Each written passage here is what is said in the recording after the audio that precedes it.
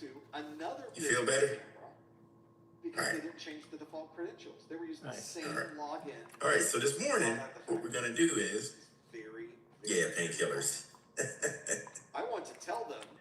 So what we're going to do is we're going to jump into the first hour, finishing up our lesson from yesterday, which was day 1.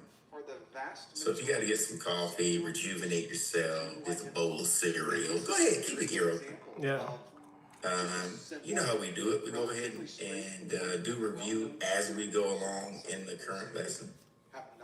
Kind of mix both at the same time, so that's fine. And you'll run across things like this all the time. If you are studying for a retake today and you got that going on, totally understand if you pay more attention to that right now than this. But keep it hero. I hear something new. And if you need a recap, we'll do that for you too. All right, so let's move on to understand maintenance windows. Understanding maintenance windows.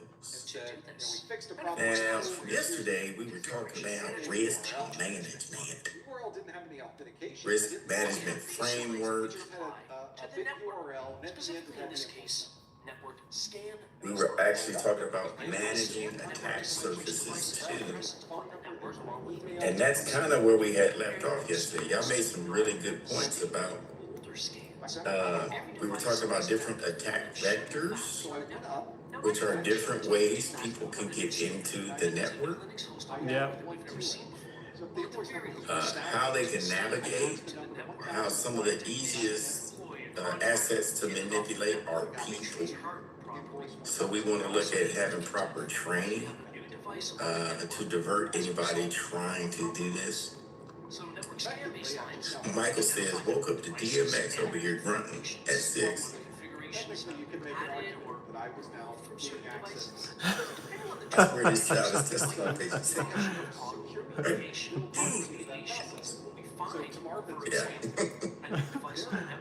So then we're talking about the processes, the software, and the devices. Key thing too, the devices and the software play a big role, as well as the configuration. So you got like 4 things you got to really drill down on. People, easily manipulated. People interact with devices. You got to make sure configuration and access control is there through policy and passwords and such. Then the software that runs on top. Whoa, let's back up for a second. I just missed one. The hardware, because hardware needs love too. It's called firmware. Oh yeah, firmware. Yeah. All that needs to be updated, and then overall, for all of it to kind of work together, now you have the software. So it's like a big pot of stew that's brewing there. So all of these processes. Yesterday we were talking about footprinting and fingerprinting as well. So the footprinting is actually seeing what's going on the network. Enumeration was the word of the day yesterday. Good morning. Good morning. Good morning. Okay, I got this. Quiz question from yesterday. Why was I putting port numbers in the chat and then y'all told me what those port numbers belong to? Why is that important? Especially if you're scanning a network.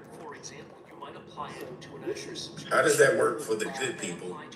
And how does that work for the bad people when they're able to do that? Correct. It's an attack vector. Kevin says too, because they're all over the Net Plus exam. Yes, they are. They taking Net Plus too. Yeah. That's a better reason. All right, so as you can see, that means that they know the playbook just as well as you know the playbook. Bad people take exams too. Actually, they may have started out good and then turned over to the bad person based on whatever reason. I don't know. Yeah. So they have the same knowledge you do. Then we talked about the minor attack framework, how that comes into play because they use the playbook as well as we do. Right? And then reducing the attack surface, we were talking about segmenting networks. Put your critical items, sorry about that. Put your critical items on the Good morning. Patching and updating is good. Access control and stuff like that. So as we come into today, the routine maintenance windows are very important as well. Administrators perform those maintenance tasks. What is going on? All right. Um, Now, maintenance could be remote or it could be hands-on. As we learned yesterday, and y'all had great presentations to end out the day yesterday. That was great. I had fun with that. You can actually have maintenance tasks performed by writing those scripts we were looking at yesterday in Microsoft Visual Code Studio, using various downloads of languages to do that. So you can do it remotely. You can kind of set it up in your Active Directory or your LDAP to directly impact certain computers that's on your network. So to go in and do routine maintenance. Also set it up for the local machine too. Sometimes it won't kick in. I worked on Active Directories, and this brings us to another point here: downloads, software updates. There's several reasons why a computer won't take a software update or maintenance. For one, you have to have this thing turned on called, if it's on an enterprise network. Can anybody remember what that is? That's way back in 1201 days. Tumbleweeds rolling across now. There's tumbleweed right there. Oh, sandstorm man. Barren land. So what's the wake on land?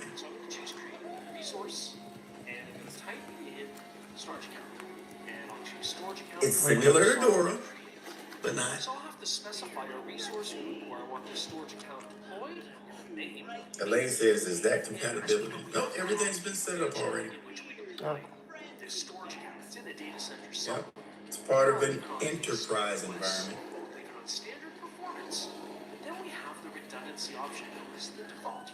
This can be used against you as a vector too. Kevin says, isn't that what you set up for your printer to turn on as soon as you send a page to it? That is the secure print. That is enabled where it cuts down on information that could be compromised. It's not left on the printer because sometimes people get sidetracked and they forget to go get it. Yeah. Brian says, isn't so it's able to be correct. There you go, from a sleep state. You got it, Brian. And you can also turn on power on, remote power on. So even if, let's say, Charles goes home, shuts his computer totally down, there's a signal that can be sent to the computer, because you do know it's this residual amount of energy that's always on, right? Because that's why the CMOS battery is there. Yeah. It'll turn your computer on remotely, and I can turn it right back off. So wake on land and all this could be used against you. Kevin says we use that for RDP, right? Remote desktop protocol. Remote desktop protocol? Not so much. 3389 is set up where you're getting into a server situation and or another computer directly. If that other computer, well, I'll take that back, Kevin. Let me digress, because you're right. You can set up the computer if you do need to RDP into it. You can set up the wake on LAN or turn on the computer remotely if you have that feature turned on. So you are correct. But for enterprise, like if it's pushing an update, I guess my mind was there where it can just turn up everything on if it needs to. Yeah. All right. But you're good there. Yep, you're right. So that's what we have to think about there. Enable preventive maintenance. Preventive maintenance, of course, we take our cars. Preventive maintenance is like getting your oil changed, getting your tires rotated, isn't it? You stall it for the big maintenance to come up, right? Enable deployment of non-critical patches. Comply with change management policies. We looked at that before. Monitor infrastructure. Monitoring infrastructure, making sure the maintenance window aware, meaning just like you have aircraft maintenance, vehicle maintenance, or whatever, look at your timeline to see what things are due so you can plan accordingly for it instead of it coming upon you real fast like, we should have did that 200-hour inspection yesterday. Yep. Oops. Yep, and schedule that out. Microsoft. And the savviest hacker microform actions during maintenance windows so they can blend in. Or during maintenance sometimes, most people have to be credentialed Serve you well. into the system already using their tokens. Should I make them aware? Perfect time for an attacker. It's a little bit of a gray area. Now, where can you find out Does it? predominantly?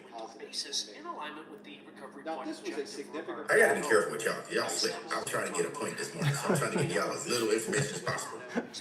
Okay. That's bad, ain't it, Michael? That's bad. Trying to give y'all little information as possible.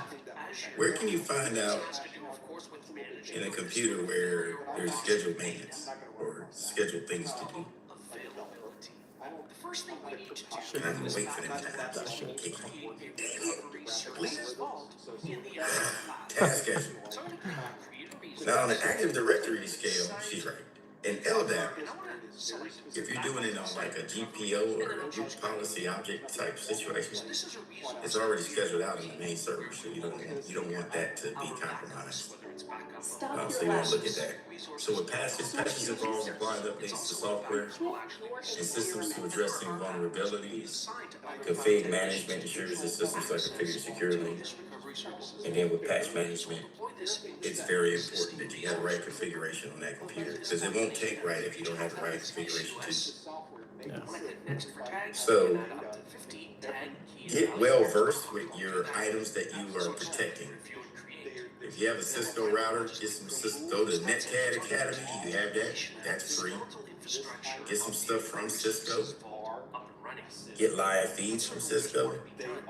Updates, sign up for it, do whatever you need to do. But become well versed in what you're protecting, because that is only going to help you. Worst thing you can do is something happens, you walk out of that piece of equipment, and you're like, I have no clue how this works. And they're like, what? You've been here for 4 years. What do you mean you have no clue how it works? Yeah. I don't use it a lot. All they see is excuses. Blah,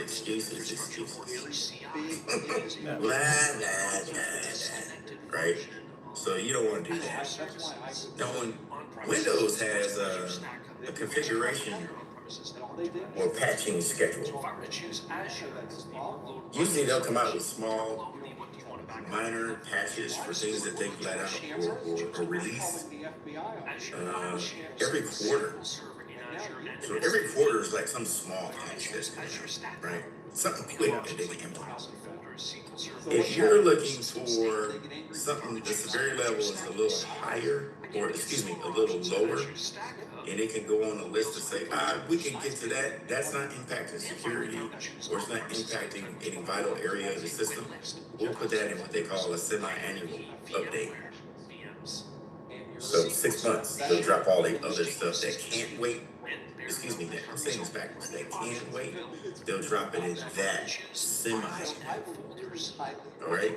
Usually your annual updates that are like patches and fixes, those are going to lead you into net framework updates. Ooh, we learned about this yesterday. What's net framework?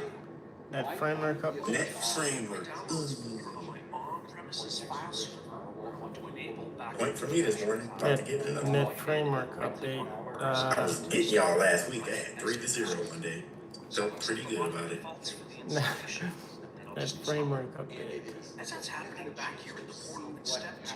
.NET framework. Might see those updates. Michael, why it look like you in a Denzel movie? Like the camera just zooms in all perfectly smooth and moves around, and then it's in 4K. I'm like, what? Aaliyah, you're correct. It is code. Together now, old Windows code. Yeah. So the net framework for Windows is their coding language. That's what they use. So anything with the framework backend, OS, the way things talk, y'all all right. Charles is like, all together now. That's what that is. So it's working together. All right, so that's the importance. Now, they had this other thing. You might see it on the exam. That's why I'm glad I covered VPN concentrators. But that wasn't even on it. That wasn't even on the objectives, was it? I don't even remember. But we're going to cover this thing called message that says you're storing the password on this machine. Shimmy, shimmy. It's called a shim. You ever heard of that before? Shimmy? A shim. No? Details that were specified within that role registration file. Yeah. All right then, after all, it says Microsoft Azure. Oh my gosh. Look at these pictures coming in. Shake my head. I gotta. Microsoft Azure Recovery Services agent. I probably know what it is already there, Michael. I already know what it is. This is the standard. All right. Microsoft Windows Server. So, a shim is, Now we have the Azure backup. let's say something came out, For example, like a patch. to choose schedule backup. It's supposed to correct, let's say, your vulnerability in your NIC card, but it actually wind up, let's say, kicking something in the half duplex, and it's stuck there. Let's just use that as an example. Firmware update came out for the NIC card. Now, for whatever reason, it didn't fix anything. It actually did worse. It actually put the card in half duplex and it's stuck there. You've done anything, you've done a rollback, you've done this, you've done that. So now you have to report it to Microsoft. Now you have probably overnight 50,000 users have instantaneously reported an issue to Microsoft trying to troubleshoot just by a click of a button. Wow. Now they know, oh crap, we don't have a rollback for this. So they get with the developers and say, you guys need to fix it. But we don't have it. Fix it. Like, I need it fixed now. So they'll come up with what they call a shim. A shim is in between the incident that had happened and the formal patch that comes out. Does that make sense? It's like you go to see your neighborhood mechanic and say, what can you do till I get to the mechanic? Well, I mean, I guess I could. I mean, your motor's hanging off. I guess I can weld something under there till you can get to the dealer. You know what I'm saying? That's a shim. I'll get you limping along just until you can get to, yep, it's a jerry rig. So that's what it is. Okay, so if you see that terminology on the CYSA exam, it's just related to that. Okay. Jerry rigging something until we can actually get something rolled out. It's unofficial. Yeah. It is unofficial. They emailing it to you. They say, we ain't tested it. We think it's going to fix it. You just put it in and they're like, okay, it's good for now.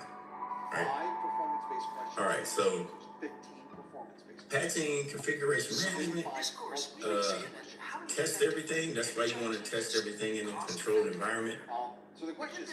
Notice I stated I got it, I just installed it, didn't look at it. Well, I should have sandboxed it first to see how it was going to react on the computer, Yeah. right? I always, everywhere I've been, I always had 2 to 3 test computers sitting there not being used. Now these computers, well, they changed, we don't have extra computers. That's why I use computers that were in my inventory. My emergency inventory. Yeah. I always kept 3 or 4 computers ready to go, isolated by themselves, getting patch updates and on the LAN constantly. Yeah. So I just walk over there to one of those and update it and work on it and see if there's any problem with it. And it never hit the main network yet. So that's a good thing to do. I think it's probably somewhere. Deploy patches over there. Make sure we talked about the rollback plan and then validate if it works. Now the patch management process, you'll need this. This is going to be on the CYSA exam. Which is why I put about This is in my book, because that's a good round. First thing you want to do is scan for vulnerabilities, A half round number. to examine vulnerability, But I think it's probably and identify missing patches, if you get more than deploy patches, and generate status reports. probably Now for configuration management, that's the reason in my book. this is what you need: identification, baseline version control, and auditing. So this is the patch process up That's here. my recommendation, is to kind of stick with 5 or expect 5. And if But you do configuration management as a 6, it's whole, not much different this is what you want to be doing down here. for all of those. The ID, baseline version control, and auditing. And quick question. Now, not to scare y'all off, but IT on the back end is more documentation than it is actually working. Where we could go through and, Yeah. and break down So- what things happen to be. You're gonna spend twice as much documenting this stuff as you did just fixing it, This is especially if it's a core device. So just be prepared for that. Take the exam in the testing center. Now, what can help you is A lot of times, if you're the sysadmin, and I just try to give you a perspective from a system administrator point of view and a network administrator. You're part of a big cogwheel that's turning already. Like DOD, if you land on the base, well, the NOC, the Network Operating Center, they run everything. They have access to the SIEM. We should all take our exam at home, right? The SIEM is the one that can go around and do checks on your computer remotely and then spit out a report. Remember that? So like if your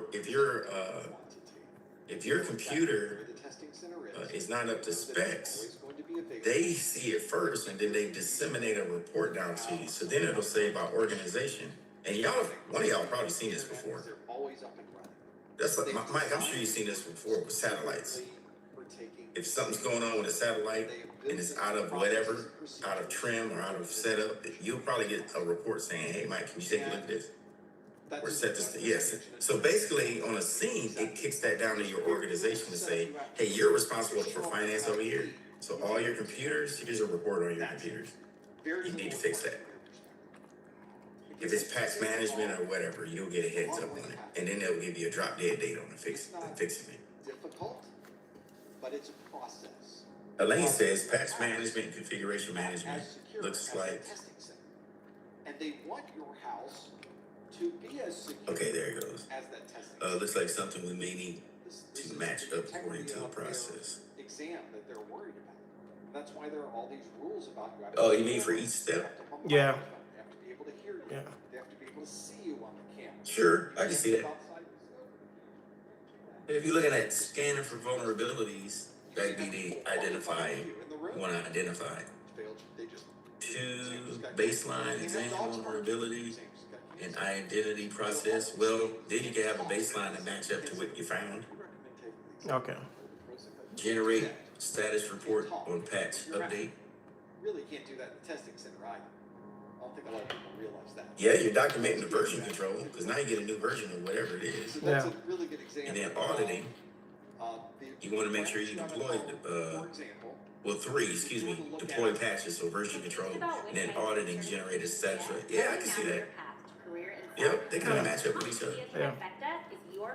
Actually, Elaine, that'd probably be something you want to do when you actually get to where you're going, just to make sure you have it. That's a good way to follow it along for configuration management. Yeah. To make sure you're documenting along the way. Yeah. Good call out. Yeah.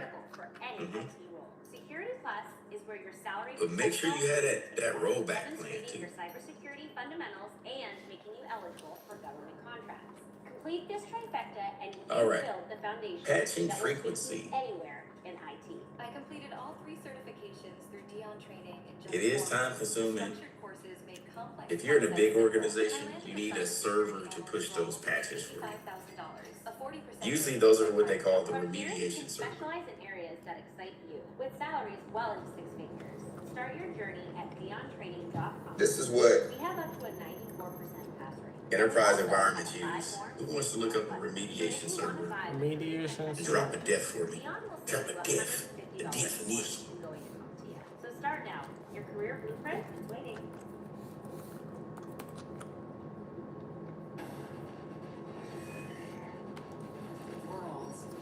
I will say, while you're looking that up, it is in.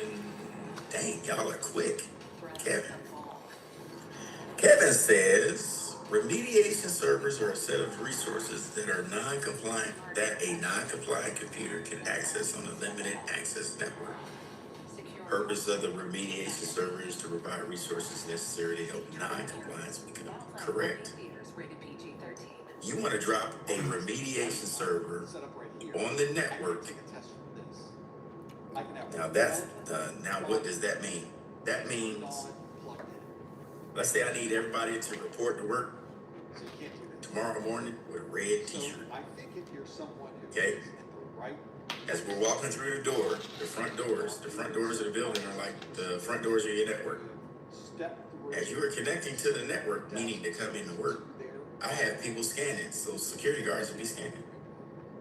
First 5 of you come in with red shirts. I was like, wait, you're complying. Right? Charles wants to come in with a yellow one. I'm going to say, sorry, sir, can't enter the network. Can you step over there for me, please? Got a yellow t-shirt. What? boss. Sorry, sir. We have no special. Not feeling well, you're a little bit under the Even you weather, too, sir, can be non-compliant. Instead of going out affecting other people, you can stay. So he steps to the right. Reasons for taking your So he gets on an isolated land. Remediation server recognizes I have somebody that's not compliant trying to connect. I scanned your computer real. I saw you coming. I saw you coming when you hooked up Dora. Dora. regulation. I saw it. During your Right. exam. So then I put you on an isolated land. A window comes up on the screen and says this computer is non-compliant. You need this. So it's already scoped it out. And You cannot put your hand in front of your because they want to see you. it's already scoped it out. Y'all started early on Friday. Early, I'm telling you. I don't think we're gonna make it through the day. You're not ready for that. So I'm gonna be laughing too much. Now they've thrown you. So it puts it on an isolated land, Just told me to move my hand. and then until you as a sysadmin can log in to remediate new software, whatever it is, you have to do it. Yeah. All right. So to answer your question, Kevin, it is the bodyguard for the network So all you have to do is just be prepared. between the client and the actual network server that has all the resources that people need to get into to do their daily work. It's the bodyguard. It's the one that stands in between. That all the time. Yep. Not letting them in the club. Taking their exams at home. Yep. And they say, I've taken. The only thing that thing can do is probably you can get it on the internet. That's about it. Everything else will probably be shut down until you remediate it. Yeah. Then you have to reboot, go through Dora again, So that should just be the same. and then once it reads it again real quick, then it'll let it on the real network. Procedure. I would highly Yep. recommend reading through some of the. Kevin says, so basically it says these are the requirements, meet them or kick rocks. Correct. And ask people. Correct. Is anybody here taking their exam at home? What was your experience? With this too, that's where the central management comes in and If compliance. it's up to me, I have a lot of testing centers that are nearby to me. I would probably go. With software patching too, you can have some instances where you're So I vulnerable. don't want to set up. So check this out. These are where your patches are located, but it will also provide resources to help correct.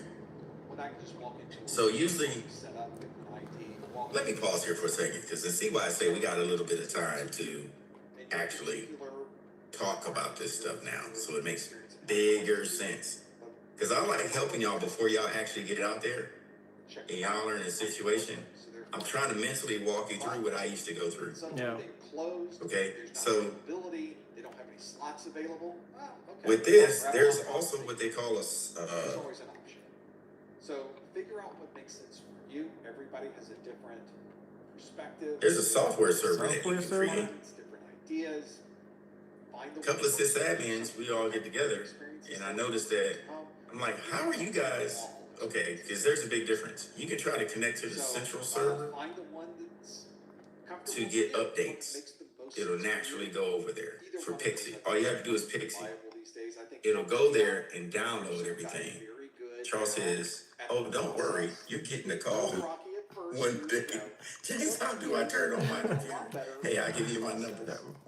If I can help, I can help. A lot better. So I'll let you know. happy with how things have settled down there. Uh, I think you'll probably be So part of this. sometimes you can't get to the central software server for whatever reason. It might be under maintenance itself or whatever. Finish up where we are. So a lot of After all, we will see each a lot of us, what we used to do is download everything, burn them to CDs, or we'll take another computer out of our inventory and make a on-prem software server.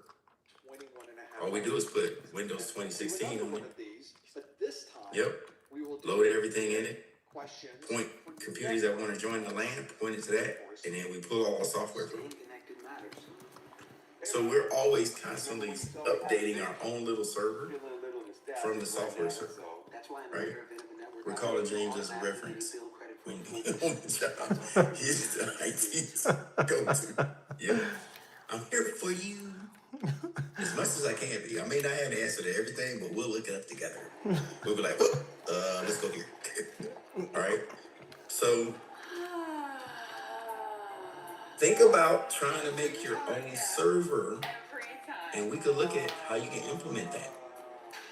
All right. That's gonna be cool. So you EFI and BIOS.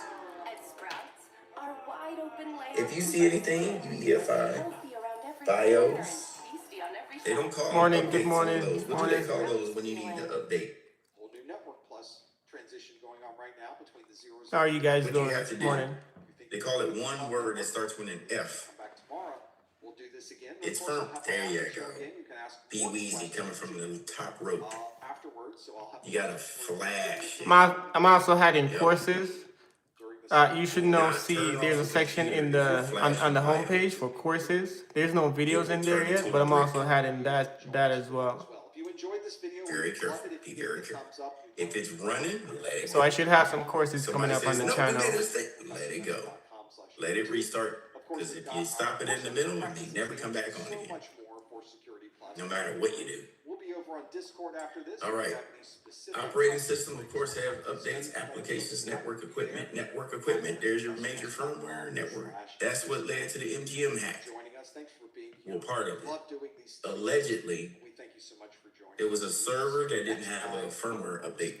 I also uploaded some shorts, some short video. Let me know what you guys think of those. Leave a comment on the video itself or a like, For a couple and of years. let me know what you guys think of those. Right? So hackers, that was one piece of the entire puzzle. And they were using a vulnerability. Where did they find out that vulnerability on the switch? After they did enumeration and all this stuff? Where did they find out what vulnerability? They did enumeration. They got the product serial number. That's address resolution protocol, matching the IP address with a MAC address. Yep. CAM table, that's another part of it. So they got into the switch, found out they can get into the CAM, reverse lookup. Dang it, Kevin, man. Oh, man. Woo! All right, you can do the reverse lookup zone, figure out where everything's leading back to. Yeah, he do be knowing things. Kevin, you missed it yesterday. We were looking up scientific jobs overseas that they need people in IT to get hired for. It was on ManTech. It was on a website called ManTech. It's the painkillers. Oh my God, it's like limitless. He's it's gonna wear off. Morning sweat. He's got super max brain powers for 8 hours. It is. Sweat. Thank you very much. Make sure you are that's what you subscribed can do. as So well, that's related to the and MGM stay hack. tuned for a lot of good Cisco. stuff. It was a Cisco switch, I believe. That was I updated appreciate on your some comments firmware. and They your used it as perspective on things. part of the entire picture now, not just the sole purpose. So you gotta look at that. Embedded systems. Embedded systems are everywhere. Embedded systems are inside the phone. Man touch. We didn't say that about We are in the touching me. very Man, last no. minutes of Man the tech. setup. This is Man our tech. show. Chat. Now I can see the chat room. My chat room. We've got the stream help here, so I can keep an eye on Oh that. my God. We're looking Man at tech. streaming numbers here, which He says, yeah, it makes more sense. Yes. It is a very, very busy day. I All right. seem to So embedded systems are everywhere, even inside your around vehicle, some type of trauma even inside your vehicular. And today is no You have different. embedded Today systems. we are ready for Now, tropical let's remember what embedded storm systems are, because you're going to see it again on the So that's where see what I say. right now. An embedded system, Making let me back up for a second. Yeah, That's the If we yeah, I were to think so open up your too. After a laptop and time, your desktop, especially if it's everything's good, modular. if it's good, productive Would you agree? information or Everything's kinda content. like modular. Yeah. CPU, It may just RAM, need some bang, time bang, or bang. exposure. So what A lot happens of the is on an time, embedded system, a lot of people they just replace the aren't CPU with what they aware call that system on a chip. Remember that? there are System good on a chip. contents out there, or Bunch actually of productive already content that they encoded may instructions for that board may, to do may actually whatever like it's rather than just built watching to it. do. As long as it works inside of those parameters, we're all good. That's your embedded system. Built-in RAM on the board, built-in everything on the little board. Don't need it's not modular, it's one piece. That's an embedded system. So when you drop that into something, it's cool. Now, we have learned since that there are some embedded boards or embedded systems that can be rewritten, if I can say that, if that really applies to this. Raspberry Pis, who's heard of them? New York City. We got Poland. We got folks. There you go. We're in Brian's wheelhouse. There's Jacksonville. Hey, Floridians. So a Raspberry Pi that are in the is nothing more than a small computer. They're about this big, if not less. You're far enough away. They build them smaller. It's still going to be windy. It is nothing more than a mini little computer that's this big. It'll be far enough away. With Raspberry Pis, they make them Ontario, so glad to see encode them up into a certain point, and then they release them out into the market, and you can make those anything you want them to be. You can make them media servers. You can make them computer servers. You can use them as a computer. You can use, I've seen somebody make a switch out of it. Like, what? Like, yeah, they're that dope. I've seen them overseas when people deploy. They make them into media servers. They connect it to VPNs. It's like they're back at home watching TV. Everything goes through the Raspberry Pi. Now, it runs off Linux, and the operating system is called Raspberry. Raspberry. Okay? It's an amazing little device. Okay? They cost maybe, there's some you can get for bare bones. It's not even a case. You can just buy the motherboard. It'll run off the little embedded systems board with no case, just laying on the desk. Doink. You can get that for like what, $100? I think so. Is it? Oh, there you go. Brian's got it, $45. Now add the case on and some other accessories to make it look pretty, so it doesn't look like Frankenstein. It might be up to $200 maybe. But that's how easy they are. So we'll watch a video about it. But so you gotta watch out for those. The reason why I bring those up is when you're walking around your job, there's a lot of shadow IT and people doing nefarious stuff, and they're using devices that doesn't necessarily look like network devices. They look like it could be anything. Those are Raspberry Pis. I've seen them where you could. Okay. The hackers convention that was here 2 years ago, I think. Me, am I looking good? First of all, to get to the hackers convention here in Vegas, you got to pay like $1,000 to get in. The tickets are freaking expensive, but it's like afforded it. Yep. I forgot the name of it. Somebody look it up for me. But it's here every year. It's a black hat convention or something. I don't know if I'll be. But when they registered, they gave you a gift. The gift looked like a little video game. It looked like a little Nintendo NES, the little Nintendo handheld Game Boys. Yeah. It was a Raspberry Pi, DEF CON. It was a Raspberry Pi. I mean, it is if I paid. Now, everything they give you, there's a reason why they give it to you. In the Raspberry Pi, it was the video game. I think it was Zelda or something like that. But in the game, if you played it, it unlocked an Easter egg. And then the Easter egg led to a line of code, which led to a key that unlocked the room in DEF CON. Unfortunately, I don't have a way to provide. You heard about that, Kevin? So it was amazing. So that was your token through the whole. Most people figured it out. Most people didn't. Right? To get into places. So Yeah. these little Raspberry Pis are everywhere. They just emulated the game on it. All right, moving on. These look fine over here. Lights are working. Just refer back to your baselines for configuration management. A little bumpy there. Now, if you don't know how to configure something, I'll be the first one to tell you. IT is very humbling, so let's just be honest. There is YouTube. There's a lot of video. I send all this video stream directly to YouTube.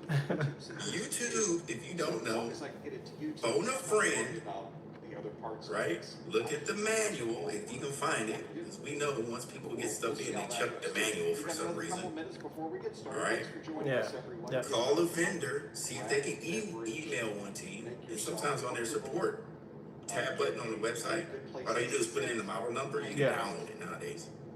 This will Right. This will be good. Use your resources to get what you I like that we're need. in the A lot of times you're not gonna have it. You don't know how many sysadmins were there before you. Earlier in the summer. All right. Let alone, I doubt if you can find a configuration binder for anything. It's just the facts. Right. So control your endpoint configuration. Refer back to baselines. Critical role in infrastructure as a code. Yes, it is. Now, we looked at coding yesterday. Can somebody tell me some vulnerabilities? That would be the one good. Now, y'all actually looked at some code yesterday and y'all put a quick presentation together like that. It does not sound. But like in that's that presentation, can you see vulnerabilities in what you not presented? the topics we cover. OBS has its own problems though. So you would get real-time Bet you can. real-time closed captioning, but then you'd have to deal with all these. If you look back at it, OBS. let's say you had to disseminate that to all of your system administrators in a company I would have a by floor. Yes, 60 floors. A machine in the back. It would be my OBS. There's a lot of things you got to think And about. of course, it was You running. have it ready to go. It had, You sent it out, and then you're like, ooh, video maybe drivers. maybe I shouldn't have sent it out that way. And then break the entire system. So I'd walk in for a live stream, I'd power it on, and none of it would work. No vulnerabilities I had yet? to spend an hour troubleshooting what the update change. I got one. Updated components. This, I turn it on. Bing, there's one. Outdated components. That's it. That's, So I'm saying, that's what I yeah, was go ahead and looking just for. do this. So OBS though does have. Now they're great. We're only using. I'm looking at the other side. The presentations were amazing. The way you like. I'm just looking at the other side. Maybe I could have sent it in a secure email Too much involved in the management with an email signature, right? To make sure it gets to the right people. Using it over a long Could term. I could have done that. So I threw it out and got something That way. that was a What little else? purpose built, which is this appliance from Blackmagic Design. I'm gonna give you the initials. The first word is code. Ironically, it's the 4K streaming box that I do not stream at 4K. I stream it at 1080p.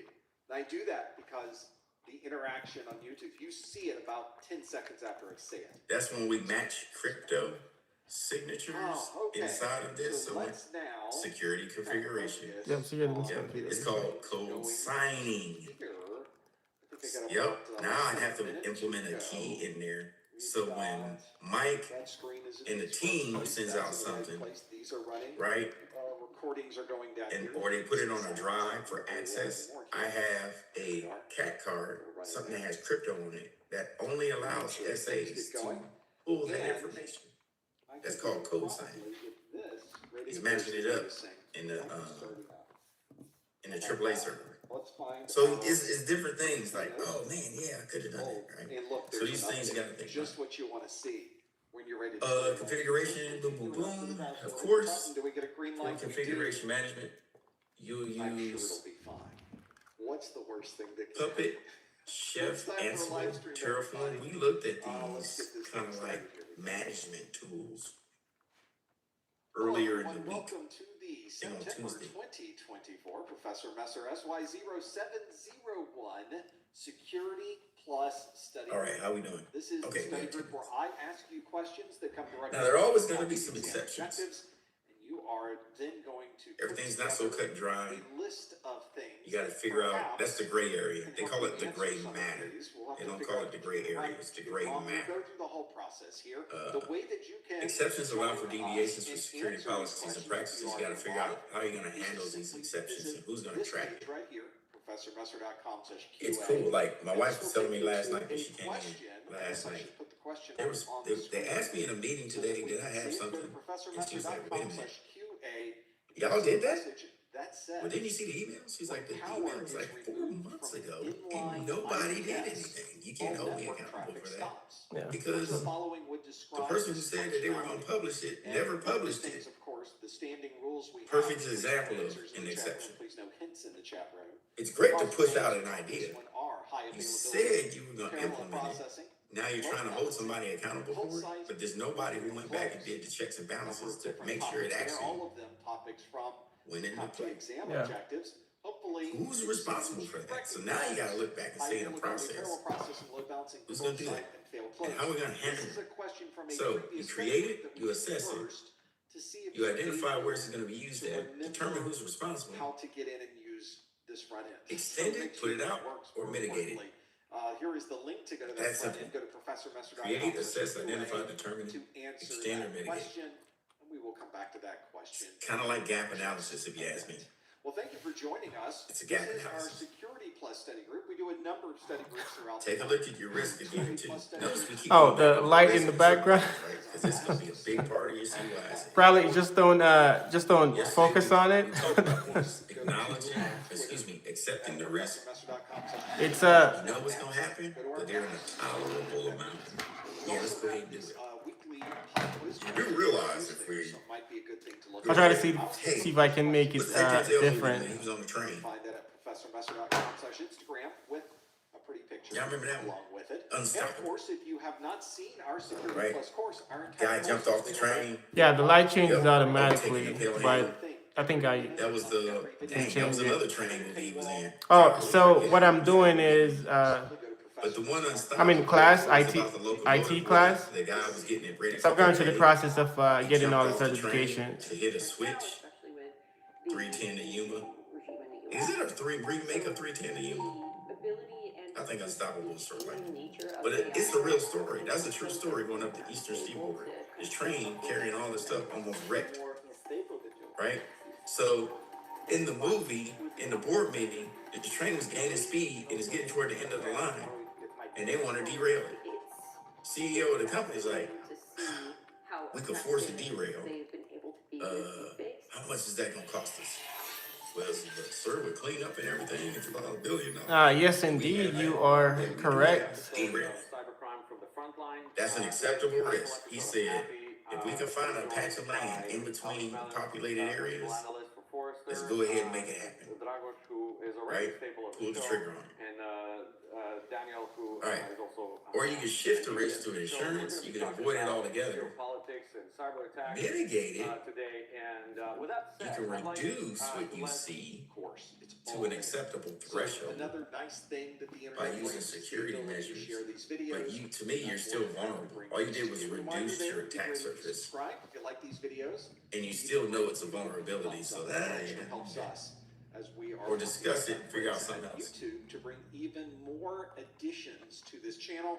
There's Everything falls in line with your policies and governance, You'll see some things happening and your with rules the and channel, frameworks. some of the new features that YouTube is making and you available want to to us. maintain a good Thanks. security Thank you so environment. much So for doing always that. make sure you have Also, that. let you know that we will no longer be talking And about we'll the cover SY0601. SLAs. For those of you that were tracking it, it retired in July of And 2024. SLOs The current after version break. of the exam is the SY07. How y'all doing? Did I wake y'all up this morning? 2023. So it's been out almost Yeah, a year good. at this point. What? It is Kevin, why does that look like an estimated old somewhere school around Geo May shirt? of What's going on? 2027. So this is the version that you should be You studying. serving time over there? What you? There are people. No, man, I beat every day in court. I've had. No, just a plaid sweater, man. Just chilling. I thought you was locked up over there. What's going on? For those of us that are in English-speaking countries, I can do time though. I'd be good at it. I think I you can use would. the exercise time. I think you'd be building all kinds of stuff in the cell. They'd be like, I need some more plastics. Please. What? take the 701. It's a 2 nail clippers and a socket. You can shut down the whole system. You'd be MacGyver in jail. When I was on restriction one time in the Navy, they had us in a locked building and it was all electronic locks. And we put 2 nail clippers into the outlet and then lowered down the third one with some dental floss, tripped the breaker, locks open. I got me a good 15 minutes of D-ball time. You are someone who is working on. Not that I'm saying other people should do this, I'm just saying you do what you gotta do. So you broke out of jail in jail. Yes. It's Navy jail, it doesn't count. You said Navy jail doesn't count. That certainly helps. It takes a lot That is too funny. of questions out of the. All right, yeah, welcome back. Yeah, welcome back, brother. Look at man, he's looking so much better than yesterday. I was a little worried. I was worried. I ain't gonna lie. The way he bent over, I was like, ooh, that does not look good. It was not a good day yesterday. Luckily, the hospital is only a block away. We're on a first-name basis there. All right, good. Oh, nice. Well, thanks for letting me mess with you this morning and have some fun. And let's go ahead and go on break and see y'all in 10 minutes. And if you'd like a bundle with all of this together, it's something that you can support our website by going to professormesser.com/701SB or follow the links on the main menus of the website. This will be available on YouTube immediately afterwards for replay I also create an audio-only podcast version so that you can listen to these study groups wherever you happen to be. And they're even on a number of different streaming services. So if you're on Spotify, you can simply search for Professor Messer on Spotify, and you'll see all of our study groups listed there. You can also join in our podcast page. If you have a podcast listening program, the RSS feeds are there. You can go to professormesser.com/podcast to get your hands on those. Our A+ and Network Plus study groups are also on that page. Also let you know that somewhere in the next day or so, my marketing manager, Lori, will be watching this on the replay. Hi, Lori. Everybody say hi to Lori. She's watching the screen go by with the replay chat, and she's able to watch this probably at 2x speed, and she puts in all of these timestamps that you will find in the YouTube video description. This is one great benefit of having these. We go back years with this. These are not created automatically. It's not some type of magic. It is certainly not AI. And the way that you know that is that these are correct. These are legitimate links going to the correct place in the video. That's how you know they were done properly by a human. So if you are someone who's looking for a certain question, a certain answer, or maybe something in the after show, you'll find it in the YouTube video description. So something else that can help you find exactly what you are looking for. Now, of course, we're not doing all of it. We're certainly spending time on other things. And when we are here and not running a live stream, you can find us on our Discord. We have plenty of people on the Discord. It's a fantastic community of thousands of people that have come together to one place to study for their A+, Network Plus, Security Plus, and other industry certifications. You can find us at professormesser.com/Discord. A number of people start up their own study room with streaming audio and streaming video. You could even start one yourself. Have a lot of people get together and study yourself for these exams. If you ever have a question about any of the topics that are in the exam objectives, there are so many people on this Discord that can help you answer those questions. Find out more about that. Join our Discord at professormesser.com/Discord. Eventually, you will need to take this exam, and these exams are not free, unfortunately. There is a cost associated with taking these exams. The exams, though, you can get at a discounted rate. If you happen to live in the U.S., Canada, or U.S. territory, you can purchase discounted vouchers from my website. These are the same vouchers you can get on the CompTIA website, but you aren't paying as much. I think that's a great benefit. And of course, I like to give you not just a discount, I'd like to give you a little bit more. So you also get, if you purchase the vouchers from my site, a copy of my Exam Hacks ebook, where I've documented a list of tips and tricks that I've accumulated through the years, not only in my study process, but during the exam itself. Some topics that might help you get a few extra points on your exam. These are things that might help you, and that's why I'm including them for free if you purchase the voucher at professormesser.com/vouchers. Now, this is also something you can buy separately. You can only get this if you buy a voucher or you buy a success fund. So this is something that's relatively exclusive to you, and I think it's something that can really help you as you're planning to take that final step into taking your exam. Find out more about that at professormesser.com/vouchers. Let's go to the question we asked earlier, which was, when power is removed from an inline IPS, all network traffic stops. Which of the following would describe this functionality? Would that be high availability, parallel processing, load balancing, cold site, or fail closed? And if I recall, you did very good on this earlier in the year. Let's see how we did on this one. We did very good on this time as well. 71% of you say the answer is fail closed. We have 12% that say cold site, 7% say high availability, 4% say load balancing, and 3% said parallel processing. Fail closed means that when something fails, the entire system stops. So if you were to pull power out of an IPS that was sitting in line, and for example, an inline IPS is a very technical forwarding process. The data flows into one interface and it flows out another. We refer to these interfaces as the Gazinda interface and the Gazada interface. So that is the technical term for those things. So when you lose power, if that IPS is not set up to continue to pass traffic, all the traffic stops. So when it fails, you've now closed that connection. You've closed the door on that data. And if you have a bypass system in place, there are other things that you can get to go with an IPS or firewall or any type of network appliance that will allow it to continue to run if you lose power. We refer to that as fail open. And in that scenario, you'd be using some type of optical bypass or copper-based bypass or some other system. So in that case, fail closed is the one we were looking for. Cold site refers to a disaster recovery location where there is no type of data, no hardware. It's just an empty room, effectively.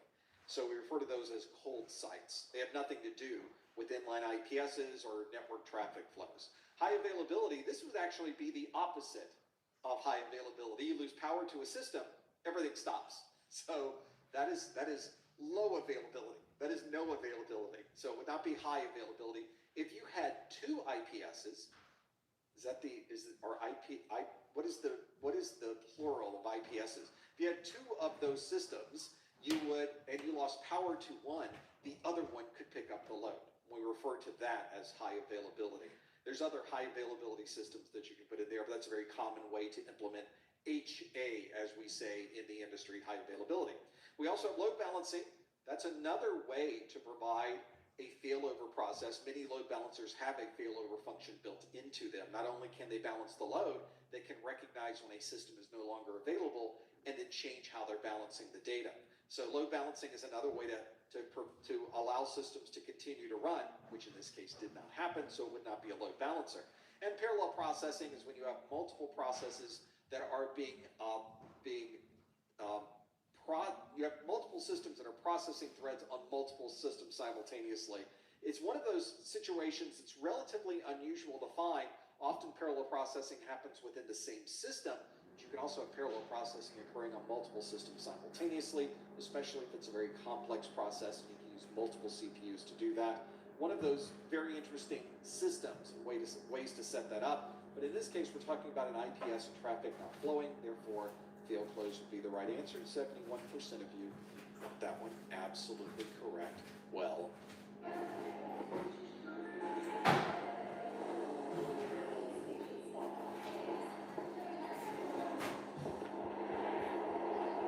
I'll give you this for a better deal on that. bring in your AT&T or T-Mobile bill for a better deal. Done. Well, as many of you know, when you sit down to take the Security Plus exam, the first set of questions you get on your exam are not multiple choice. So the question is, now this is a multiple choice question. There's a question, and there are multiple options that you can choose from. If you didn't know the answer, with these 5 different options here, you at least had a 20% chance of getting the answer right just by guessing, just by a random number generator. And in fact, on your exam, you probably only have 4 options to choose from, so your chances go up to 25%. But CompTIA doesn't want to make it that easy on you. They want to see if you really know your stuff. And for that reason, the first handful of questions that you get on your exam will not be multiple choice questions. They will be performance-based questions. Performance-based questions are questions that are anything but multiple choice. They could be fill in the blank. They could put you in a command prompt, although we don't have any command prompts on the Security Plus. It might be a matching question. It could be a drag and drop question. You might have to put things in a particular order. There are a lot of different ways to ask questions. But the one thing that will always be true for these performance-based questions is they all are based on the exam objectives. So as I like to say, it doesn't really matter how they ask the question. If you know all of the topics, they can ask it any way they'd like. You're going to be able to get it right. And the questions themselves are relatively straightforward. So I have for you, as I do every study group, the first new question of every study group is a new performance-based question. And I have a performance-based question for you. This one is on authentication factors. So I have for you on the screen 5 different descriptions, and I want you to tell me what authentication factor is being used. So you'll notice I'm not giving you the authentication factors. If this was an actual exam, this would probably be a drag and drop. So they would list out on the screen all of the options, or maybe it's a pull-down menu that lists out all of the normal authentication factors you need to know, and you would choose from that list. But that seemed to be a little easy. So instead, I made this one a fill in the blank, which is definitely more difficult because you need to know what these factors are. And in reality, just so you're aware, on your exam, you're probably not going to get a fill in the blank question. CompTIA does not tend to ask fill in the blank questions. So let's go through these. I want you to provide the appropriate authentication factor for each of these descriptions. The first one is a text message contains a random login code or pseudo-random login code. What authentication factor is that? A data center door requires fingerprint verification. What authentication factor is that one? All mobile devices require a PIN, P-I-N, to unlock. We're not talking like a physical PIN. Sensitive data may only be accessed from inside the building. What authentication factor is that one? And then lastly, all corporate passwords are 8 characters or more in length. What authentication factor would be associated with that one? So there's a little bit of a challenge here. You first have to know what the factors are, and then you would have to put those factors in their appropriate description, match them up. And some authentication factors may be listed more than once in this list to make it even more difficult, because that's really what it is. I want you to be thinking about this one. Authentication factors is obviously part of the CompTIA exam objectives, and this is a absolutely legitimate way. Notice that they're not really asking you for a definition of the factor. They're giving you All right, welcome back, everybody. And everybody, you have to clap your apply the hands. appropriate technology to the practical example. So that's a really good example, by Clap the your way, of hands, how everybody. CompTIA ask And questions everybody on the just exam. clap your Very hands. Come rarely on now. is it Clap ever- your hands, is it a everybody. trivia question? Is it a, I got bars. a definition or a, what is the Check it abbreviation? out, y'all. I So have they really want you to understand our what's trusty happening friend from behind the scenes, IBM. what's happening I love this light board. I think I'm addicted to the light board he writes on. Yeah, it's He writes on it, This is authentication factors. and it looks like it's Not coming out, familiar with the but it's authentication backwards. factors.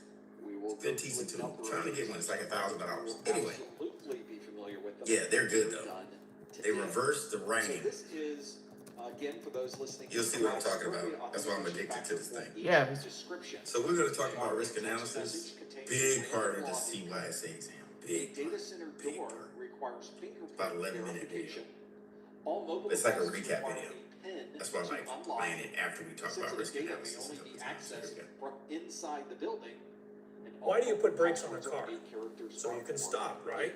length. No, So let's it's go so through you can each go one really of fast. those. And if you don't And let's believe see if me, we can match how what likely we are you think to get in a car that appropriate has no authentication brakes? factor would be for each Not at one all, of right? those. And So if you think about it this way, the fastest cars in the world are the ones with the best brakes. They have to have that so that they can take risks, so that they can manage risk.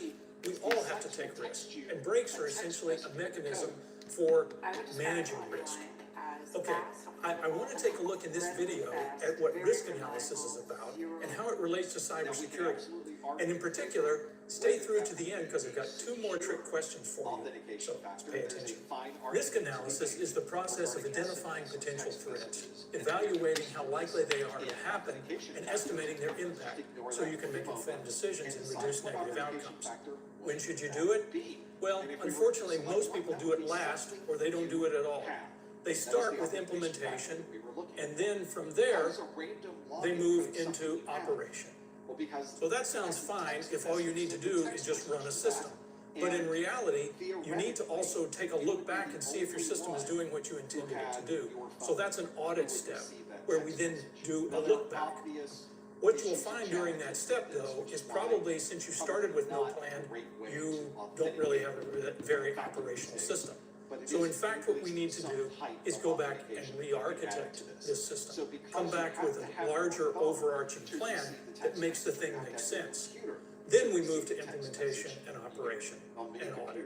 But what should architecture be based on? Well, it should be based on policy. And what should policy be based on?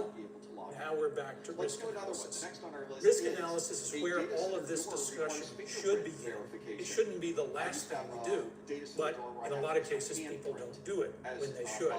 So start with risk analysis. And that should inform our policy, which should inform our architecture, and therefore all the rest of the system. So, if that's what we need to do, then the question is, how good are we at doing this kind of risk analysis? Intuitively, if we just go with our gut, where are our instincts leading us? Let's take a look at that. What do you think kills more people in the US each year? Cows or sharks? Well, would you be surprised to know that roughly 20 people are killed each year by cow-related causes, mostly tramplings and things like that? So if it's 20 for cows, how many do you think it would be for sharks? Would you be surprised to hear, on average, it's one person each year? So, which one of these are we far more afraid of? Probably sharks. But if you go by the numbers, it ought to be cows. If you go by the numbers, it shouldn't be Shark Week. We should be focusing on Cow Week. And now you'll never look at cows the same way again. Okay, so how should we go about doing a risk analysis? Let's start with some classic advice all the way back from 500 BCE when Sun Tzu wrote in The Art of War. If you know the enemy and know yourself, you need not fear the result of 100 battles. Let's focus on that second part, the know yourself part. If you know yourself, then you have a better idea. And that's also true when it comes to risk tolerance, or risk appetite, if you want to think of it in those terms. So let me give you an example of that. Some people will not get in an airplane. They will only take a train. So if they want to go from the East Coast to the West Coast, then they may be looking at 4 or 5 days in the train and then 4 or 5 days back. That's really slow. That wouldn't work for me, but that's their risk tolerance, very low. In my case, I've flown more than 4 million miles, so I don't mind getting in an airplane. What I do mind is getting out of the plane before it's on the ground. And my neighbor has a different risk tolerance. He likes to get out of airplanes while they're still in the air, with a parachute, of course. Well, I don't want to do that. So there you have 3 different risk tolerance models. There's the train, the plane, and the parachute. Now, who's right? It depends on who you ask. Obviously, each one of us thinks that we're the ones that are right. But those are different tolerances for danger and different tolerances for risk. Organizations are no different than individuals. They can have different tolerance for risk, and if you don't understand that, you're not going to know what level of risk your organization is willing to take on, and you're not going to design the appropriate cybersecurity defenses for that organization. So can't we just use some sort of industry solution that fits whatever industry that you're working in? Well, it turns out that one size really doesn't fit all. But there can be some common perspectives. For instance, a manufacturing organization, if you think about the CIA triad, confidentiality, integrity, and availability, which is what we're doing in cybersecurity, they're probably going to be leaning into the availability side more. When they look at risk, they're concerned about availability. They want to keep the manufacturing lines moving and operational. So that's their bigger risk. On financial industry, probably it's much more about confidentiality. They've got a lot of numbers that really matter to them and matter to you. And they're going to look at very precise risk models. They're going to use lots of numbers and spreadsheets and actuarial tables and things like that in order to make sure that they've got the risk managed to a point that they can tolerate. And they tend to be very risk intolerant as an organization and as an industry. And then another industry that you can take a look at is healthcare, where their number one concern, and I'm glad it is patient safety. So they're going to be concerned about confidentiality. There are laws that protect your personal information, but they're probably more concerned, predominantly concerned, with your safety if you're a patient. So they're looking at different kinds of things, and they're going to be very risk averse on certain aspects that involve patient safety, maybe not as risk averse in some other areas. So you can see there's different perspectives by industry, but I can tell you, you can line up 3 banks and they may have different tolerances for risk. One is a train, one's a plane, and one's a parachute. Next, let's take a look at the value of what we're putting at risk, because not everything is of equal value. Think about this as a spectrum. We've got things like the lunchroom menu. Doesn't matter if anybody really sees that or not, does it? And then we've got other stuff that's the keys to the kingdom. That's the existential threat. If somebody gets a hold of that, we're out of business. So I've got to consider the value because not all things are created equal.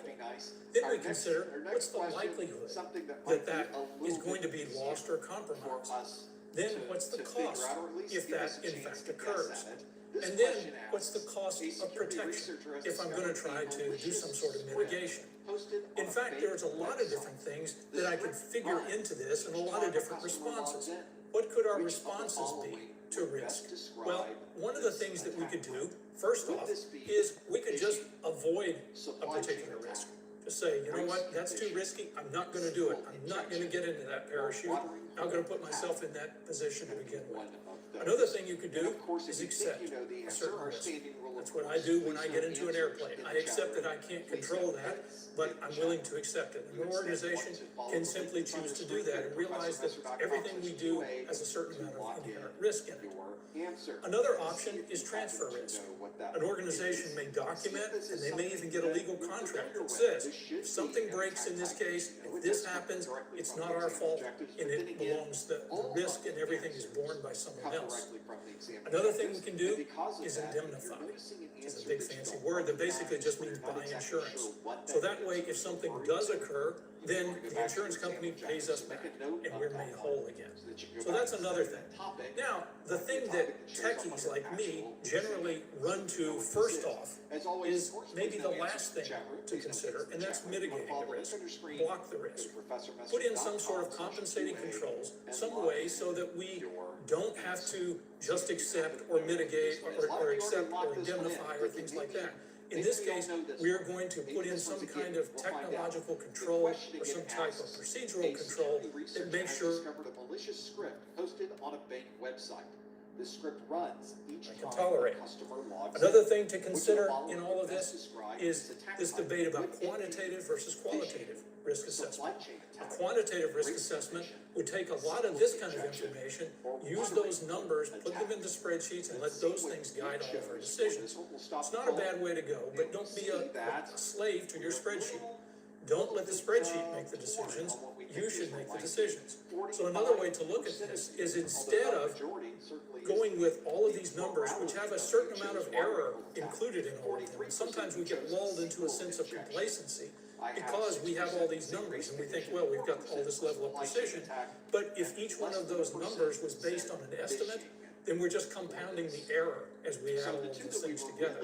So sometimes we do need to use our gut and our instinct on this to some extent.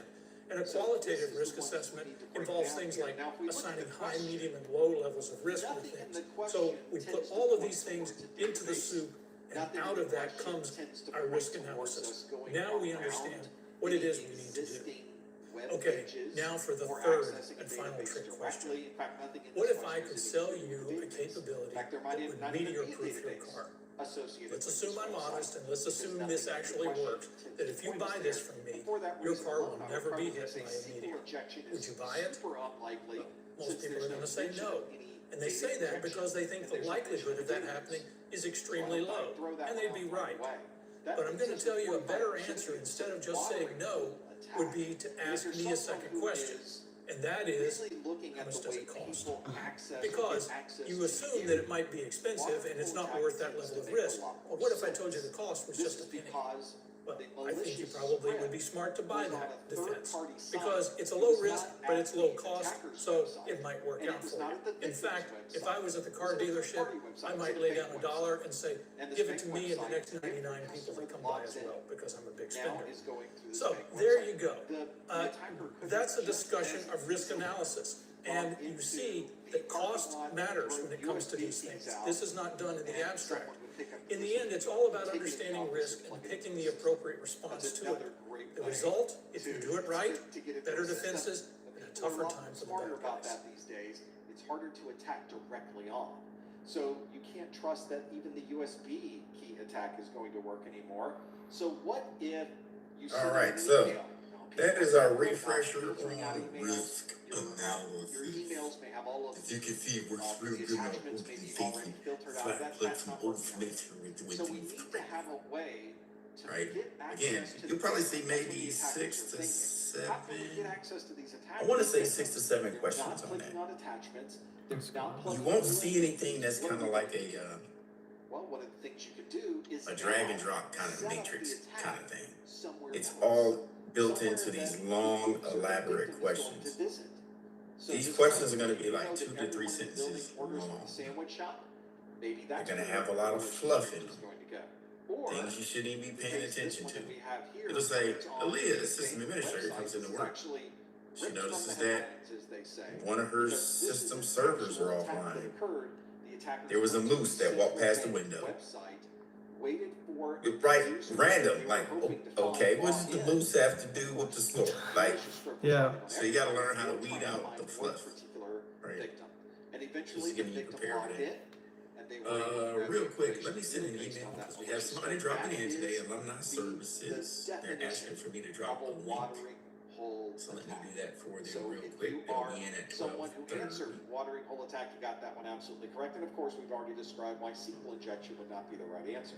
Would not be a race condition. There are not multiple things happening at the same time. Sorry about that, will but I have to cause get this to them. conflict between those multiple things happening simultaneously. In this case, someone's logging in and the script is running.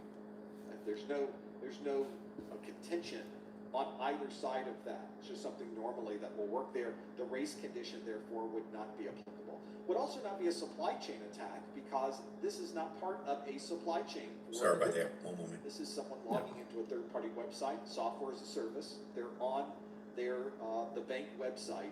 So it's not part of a supply chain. It's more of a third-party service, and because of that, watering hole attack certainly applies. Okay. And phishing, So, of course, is I'll just monitor this for a second. phishing attack So as we're looking at over this, voice. You've probably got threat those phone modeling calls will come where into people try play. to Let me bring up the scam you out of slides here. something because they call you on the phone and want to talk to you. It's so antiquated, but it must be working because they continue to do it. So phishing, although a very useful form of attack for the attackers, not something that's going to apply to someone running a script on a third-party website. The best description here is in the watering hole attack in 45%. Okay. If you got that one, absolutely correct. Now you have my full attention. Well I apologize. Let's do another one. I've got another question for you. This one asks. Okay, so this is what we're looking at here. As we close out the morning 802.1x. Which of the following would slide best deck. describe this? We looked at threat modeling yesterday. Can anybody remember what we downloaded? What did I download that helped with threat server modeling? redundancy, authentication requirements, It's part of the review or question. file integrity. Review from monitoring. yesterday. Yeah, that was Some stuff in there from Of yesterday. course, all of these directly from the exam objectives. was only it the- one applies Okay, to Michael. this Let's particular just question. read over The them. question again asks. Yes, a what was company's that configuring program their we systems downloaded for yesterday? I don't remember it. 802.1x. Which of the Uh, following would best was describe it the this vertical configuration? thing? Is this loop prevention, wireless encryption, server redundancy, it was authentication requirement, or file integrity monitoring? virtual. If you know the answer, follow the link on your screen. Go to professormesser.com/QA It was to lock in virtual something. your answer. This is Microsoft. Yeah, well, that was the virtual code studio for coding. That one was the Microsoft threat modeling. It was free. It was like 8 megabytes. Yeah, Right? yeah. It's kind of like an open canvas where you can just drop stuff on there. And as long as it's like Netcad, Elaine. It's like Netcad where you have that open canvas. Yeah, You yeah. drop pictures and kind of walk through a scenario Yeah, yeah. and save it. Yeah. So you'll use that. You want to identify, analyze, rank your threats, establish a plan of attack, generate the procedures, and generate the fix. And you could do a calculated. So you can be You proactive. could throw that one right out the window and maybe. You also use the attack So, methodology if you guys framework guess, for MITRE, and that's what it stands for. The MITRE let's see how you attack did with this one. The methodology question again framework, asks, right? a company is configuring. And their systems you'll use for open source 802.1x, security testing which methodology follow manual. best Oh my God, that's a describe mouthful. This configuration. OSSTMN Prevention, or wireless OWASP. encryption, server redundancy, OWASP belongs authentication to requirement, Open file Web and Application Security monitoring. Protocols. Let's see what you So chose. anything related to Stop the web, poll and see if You'll implement you OWASP. answered. And in this We have case, other things we called were the moving cyber forward. kill We got chain. Who's heard of this before? 51%. that say authentication requirement. Anybody? And 41 This is, that say yep. wireless encryption. I would think, Aaliyah, in your line of Everything work, else you drops probably down. have the cyber kill 3% chain up somewhere. for server redundancy. But 3% it was for created by file integrity Lockheed monitoring, Martin. All they did was take traditional, toward loop kind of like prevention. military tactics, Would be at least Yeah. one cross it in over that list into because it is an 802.3 kind of like standard. mitigation But in this case, nobody bit on for the network security. 802.1x Because it works. 802.1x Military tactics work. So can best first be thing is described reconnaissance. as network access. This is what's happening when somebody's trying to infiltrate your system. These are the steps that they generally take. So this is all heuristic information. Yeah. Known good, right?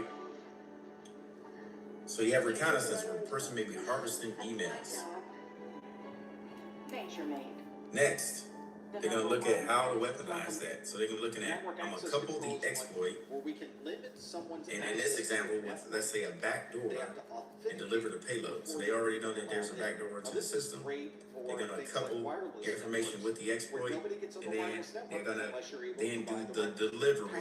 It's very common to see. So they deliver whatever the bundle may be via their email, web, And then USB. we also have the question Then about things they like exploit the vulnerability. plugging into an open port in a They identified the vulnerability in step 2. That's why they had to make the delivery. part of my Once it's previous delivery, job was step going 4 is the from site exploit. to site, seeing And now they're customers, taking advantage of it. visiting 3 or 4 customers a day, and we'd be 5, they do invited the to installation. their offices, and usually into a conference 6, room. now And that usually computer, we'll drop for us example, off, may so become the we'll command and get the folks control, in part of the about command and 10 control, the minutes. C2. Well, now I've got 10 minutes. And then what are the actionable objectives, as we said before? What's the reason why And there's a lot of ports on the they list. needed to There's get a lot into of the jacks system? where you can plug in. Right here it Hopefully says that on this decision example, was hands on the using keyboard 802.1x, access. because even if Intruders I get took this my probably system by having a plugged it into keylogger or one of those backdoor. interfaces, They're watching the I wouldn't have person's access to system. the Now network. that's their reasoning why they delivered. So even with us, we use it to defend against. The cyber kill chain can be used for white hat ethical hackers or black hat ethical hackers to figure out why they did it. I don't have a username and password. So you'll see this diagram on definitely on the CYSA. And not worry that I'm going to plug Now people get tripped up. because they Every don't student have gets tripped up on these questions. It's or between access to the network by 2, 3, and 4. me on their network. So in this Gives case, everybody a problem. having 802.1x provide Okay? an Reason being, requirement. people think that the weaponization of it is the exploit. It's not the exploit. The Authentication weaponization is I are figured out important how I want to consideration for deliver keeping it. out the bad guys or people I like found me out in your the conference room or vulnerability wireless network. 802.1x through is not reconnaissance. associated with wireless And also through encryption. reconnaissance, I figured out, oh, this is the way I want to get it in. So once I know what the weaponization is, It's not a variable. then I That is the deliver. actual letter X. Very similar to the company. It could lay dormant for a while. It may be a trigger that does something to get it kicked over. It could be anything. But once it's delivered, now we are waiting for it to become an exploit. Something has to happen. On an IEEE standard like 802.11. For instance, I noticed that there's a person in the parking lot that always picks up quarters and pennies. Well, let me just drop a shiny thumb drive by their car. Boop. That's weaponization. My reconnaissance was the person walking around loves to pick up things and then walk in an office building. Shiny things. Well, my weaponization is, well, they might love this shiny thumb drive. Boop. They picked it up. The delivery is they walked it back into the building and they plugged it in. That's the delivery. The exploit now is that thing is being exploited. I have begun the exploit because once you plugged it in, the installation of the malware started by itself, and here we go. So weaponization is like SR-71 cruising and doing recon. Delivery is AC-130 coming in hot and dropping bombs and exploitation. Correct, yeah. Yeah. You can identify something has been modified. Good stuff. Can be useful to catch someone who's trying to make a change to an important. You actually have a second model And then you, of course, that's have used. server redundancy. I particularly don't like it. Very good for Because to me, it doesn't just availability. it doesn't make sense to me. But anyway, it is the diamond intrusion model. There's one question on the example about it. This is really more focused on network. The diamond model is used for analyzing Chose loop prevention. I was hoping that the intrusion incidents. It consists of 4 key concepts: the adversary. And here's the question. This is the question on the exam. That's what I was thinking about with spanning tree. And The the points. dot 1D. I was thinking about 1D, isn't it? And the later Adversary, I try not capability, to memorize all these because victim, it's unnecessary to infrastructure. for the exam. And I That's the feel question like you'll see sometimes possible throwing a lot of for the standard diamond things out, intrusion model. which is something we don't necessarily It'll say, anyway. what has 4 points and is used for pivot? That's the key word. Pivot. And since it's October, we're diving into something a little Meaning, I may only know So hopefully that one gives part you of this, an idea of what the different options were for which this I know who the victim is. standard It's by me. authentication requirement was the right answer for someone. I'm the victim, but now I have to say, wait a minute. X, that's the answer. I have to work backwards. It's like putting together a jigsaw puzzle. Got that one. Absolutely. Who has the capability to do this to me, and how did they deliver it? There are a lot of different Or topics on the Security Plus. I could pivot this way and say, well, let me check my infrastructure to see if anything's affected with my network access, domain. Let me check everything. Then I can be like, oh, I can see they took advantage of the How are you switch. doing? How are you doing? Oh my God. And they use, see, I can pivot any direction and figure out information on this thing. It doesn't need to go just one direction, right? It's just gathering intel. Just gathering intel to figure out what was on, how I was infiltrated. Then after we do that, your notes may not be With the MITRE ATT&CK framework, this is a direct, see it right there? Tactics. It's a direct reflection of adversarial tactics, techniques, and common knowledge, right? It's in the word. They contain all of the text. MITRE ATT&CK framework. Adversarial tactics and techniques and common knowledge. Graphics or some of the infographics that I've created. This is a direct reflection of how you will shore up Maybe not exclusive. Some of these I do use. a vulnerability on your network Graphics that I created so that you can see the process that occurs and allows you to use the MITRE ATT&CK framework to get ahead information is there and available of such intrusion, and you may be able to cut it off or cut them off. There's also Right. physical versions of the course notes available. The physical You also have what they version call is exactly the same the open source as the digital version. security testing methodology manual, Infographics, comprehensive manual for security testing and assessment. It offers a systematic approach to testing and evaluating your security, and various methodologies and techniques are in this assessment. So it's kind of like an all-in-one.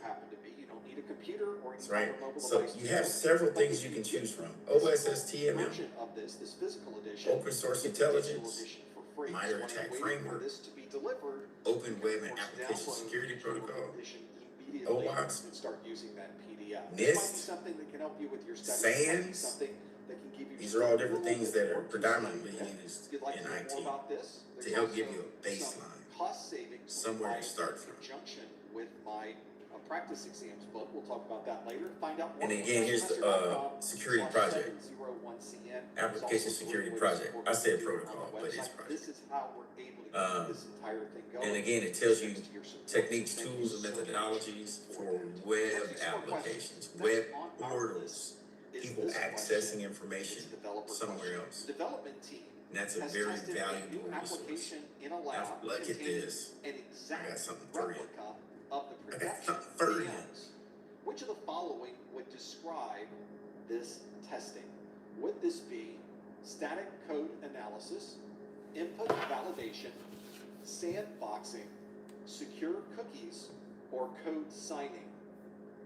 Got a few options there. A development team has tested a new application in the lab containing an exact replica of the production VMs. This is about OWASP. We haven't done this one yet. Is this static code analysis? Because you'll see at least 4 questions, maybe 3 on OWASP. As always, of course, please know you're going to look around the room, you're going to say, is this for real?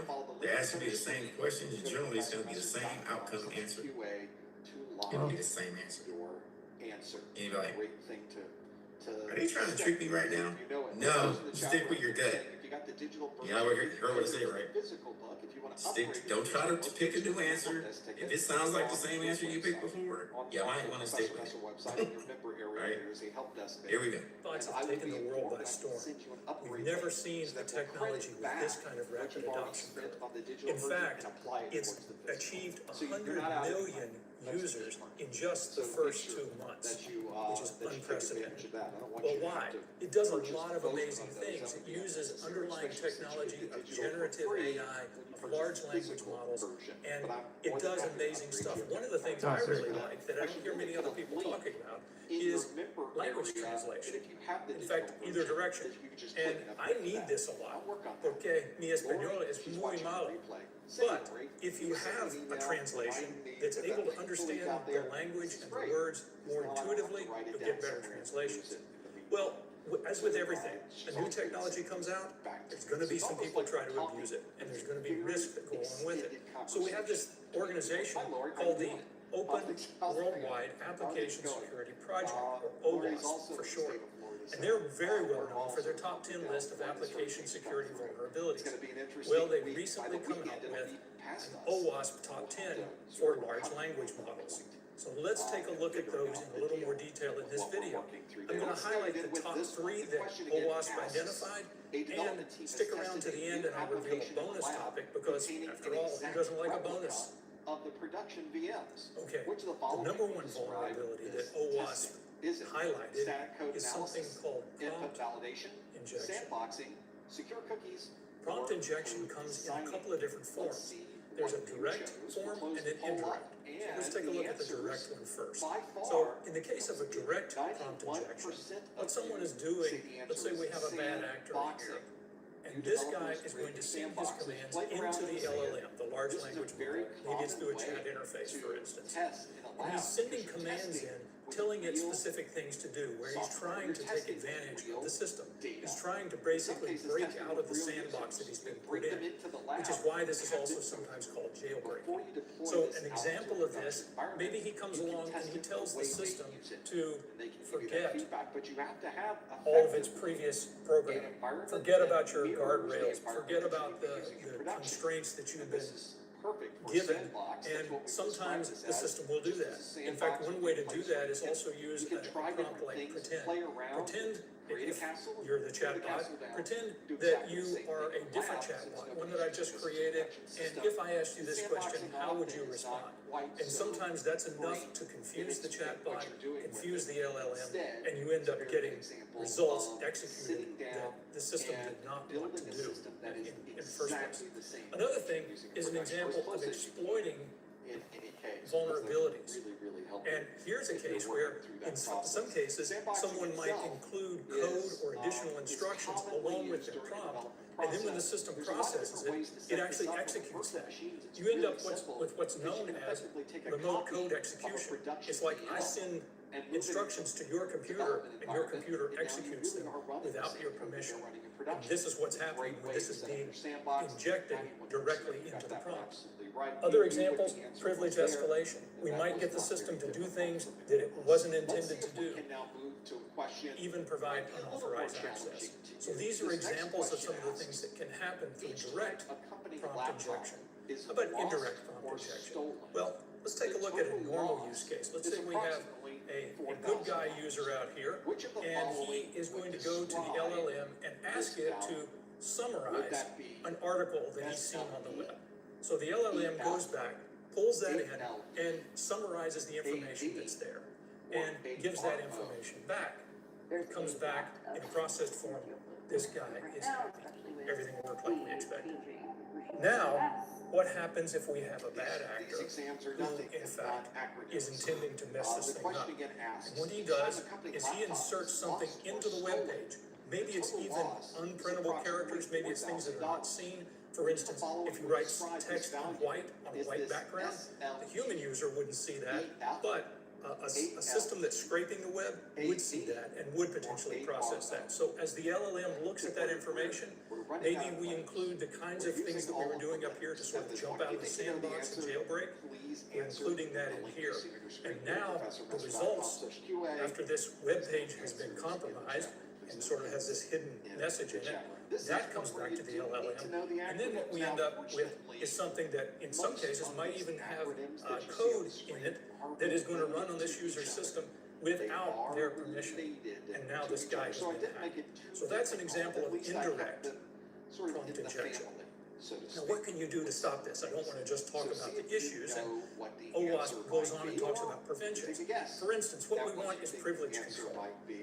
You've heard me talk before in other videos about the principle of least privilege. It's a bedrock concept in security.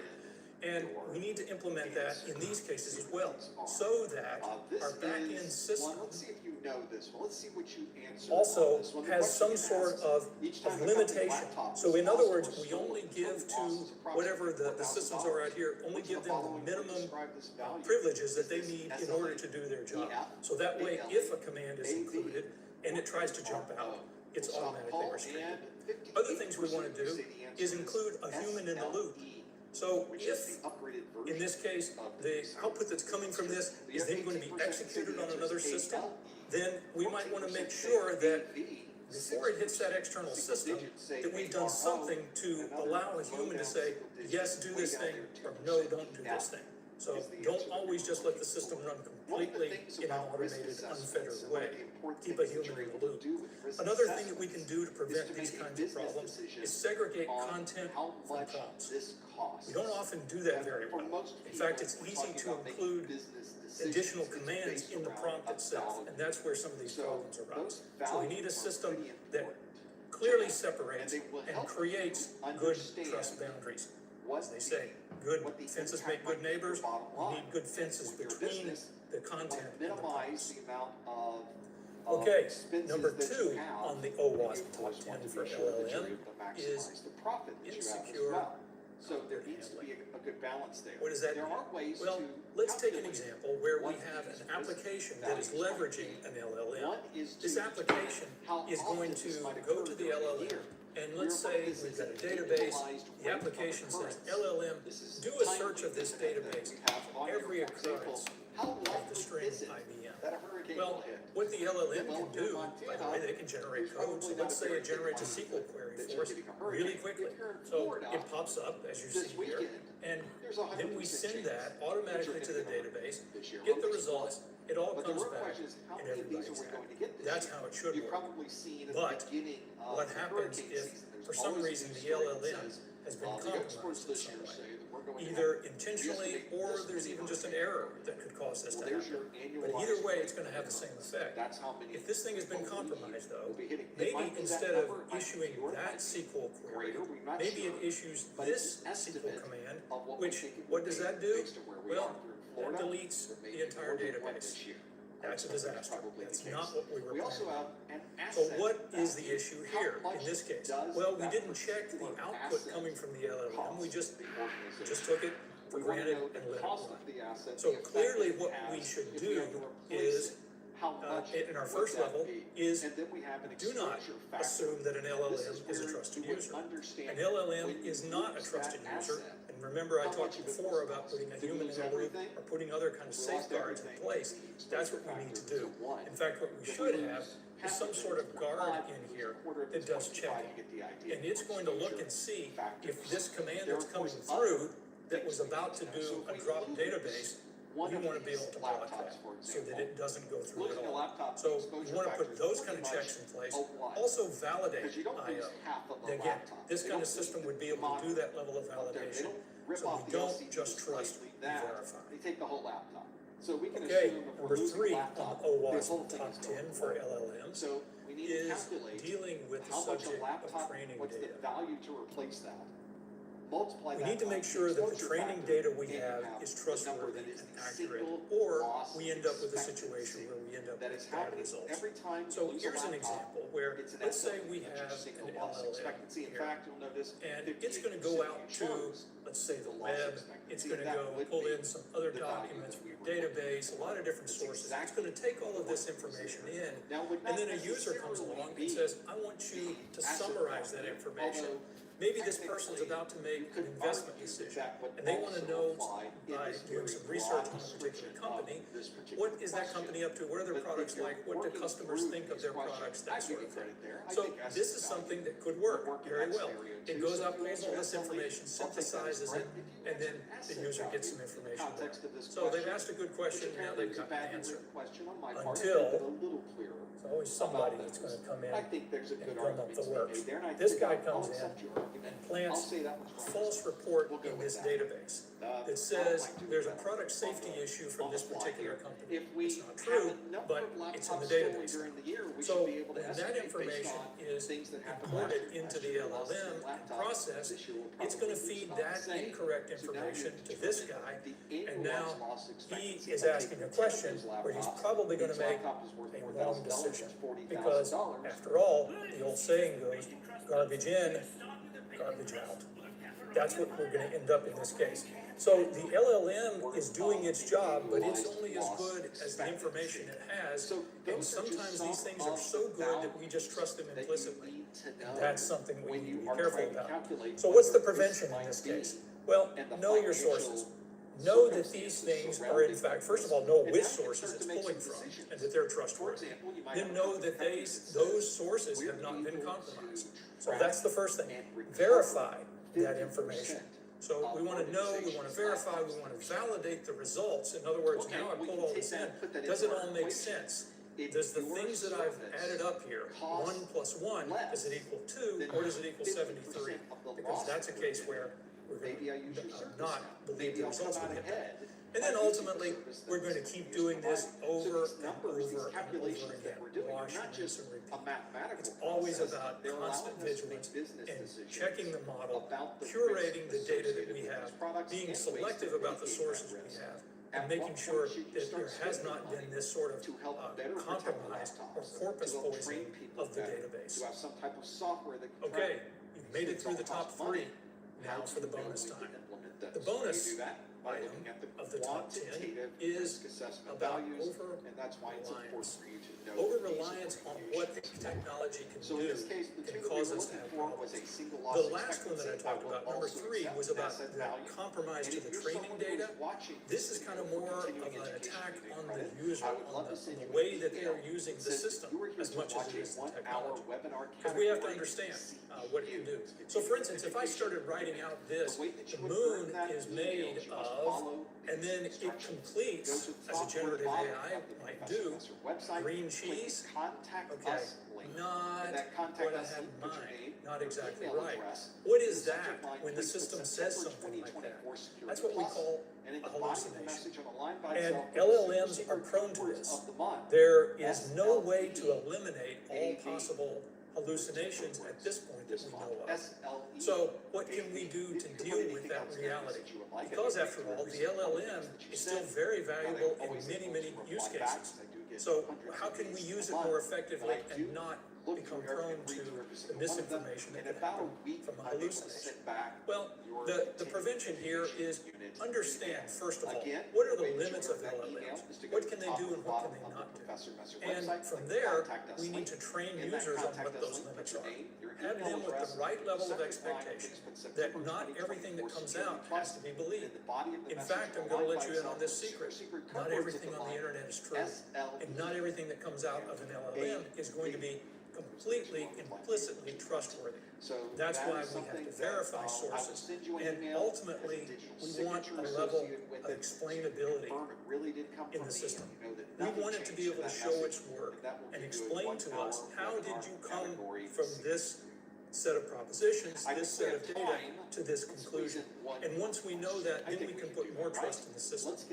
So now you've had a sense of what the OWASP organization, which has a long track record of really solid advice, what things we need to be looking for with LLMs in order to be able to use them more safely and more securely. Thanks for watching. If you found this video interesting and would like to learn more about cybersecurity, a policy enforcement point, a policy engine. All right, so for those who didn't know what LLMs are large language models. Or an operational Large control. language models. Got a few options. Able to ingest a lot of information in. They're also learning as you go along. And terminating Helps you in your AI, your defense, everything. So large language models play a large part in looking at a lot of information flowing through a network. Do you think you know That can help you defend a network. You want to go to All right, when it's looking like OWASP, we're talking about application layer, user layer. User is sitting at computer. Which is layer 8. The user is layer 8. The application layer is 7. You're now sitting in front of something, inputting information to get somewhere, to retrieve something. That's why a lot of these application layer firewalls, able to look at packets, protocols, looking at the payload.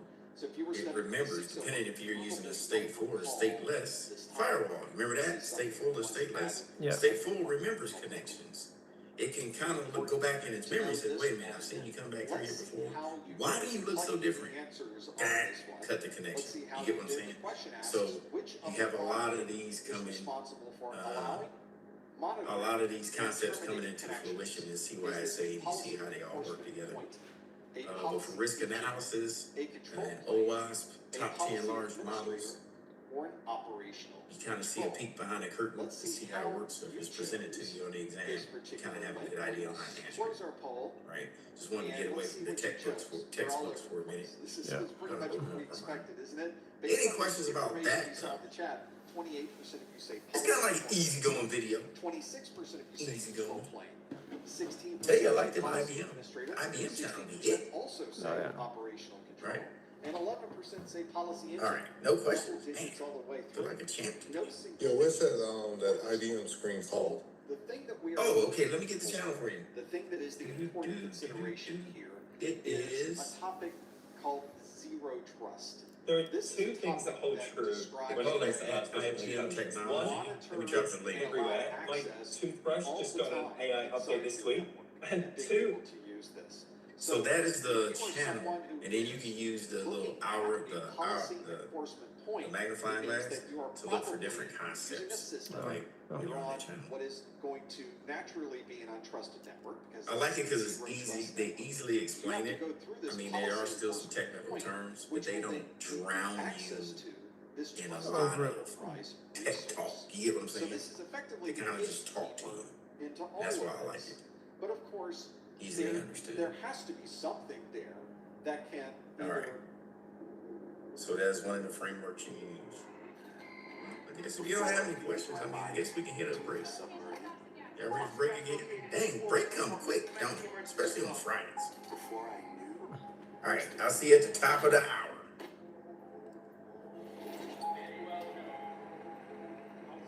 Before I understood what nuclear truly meant.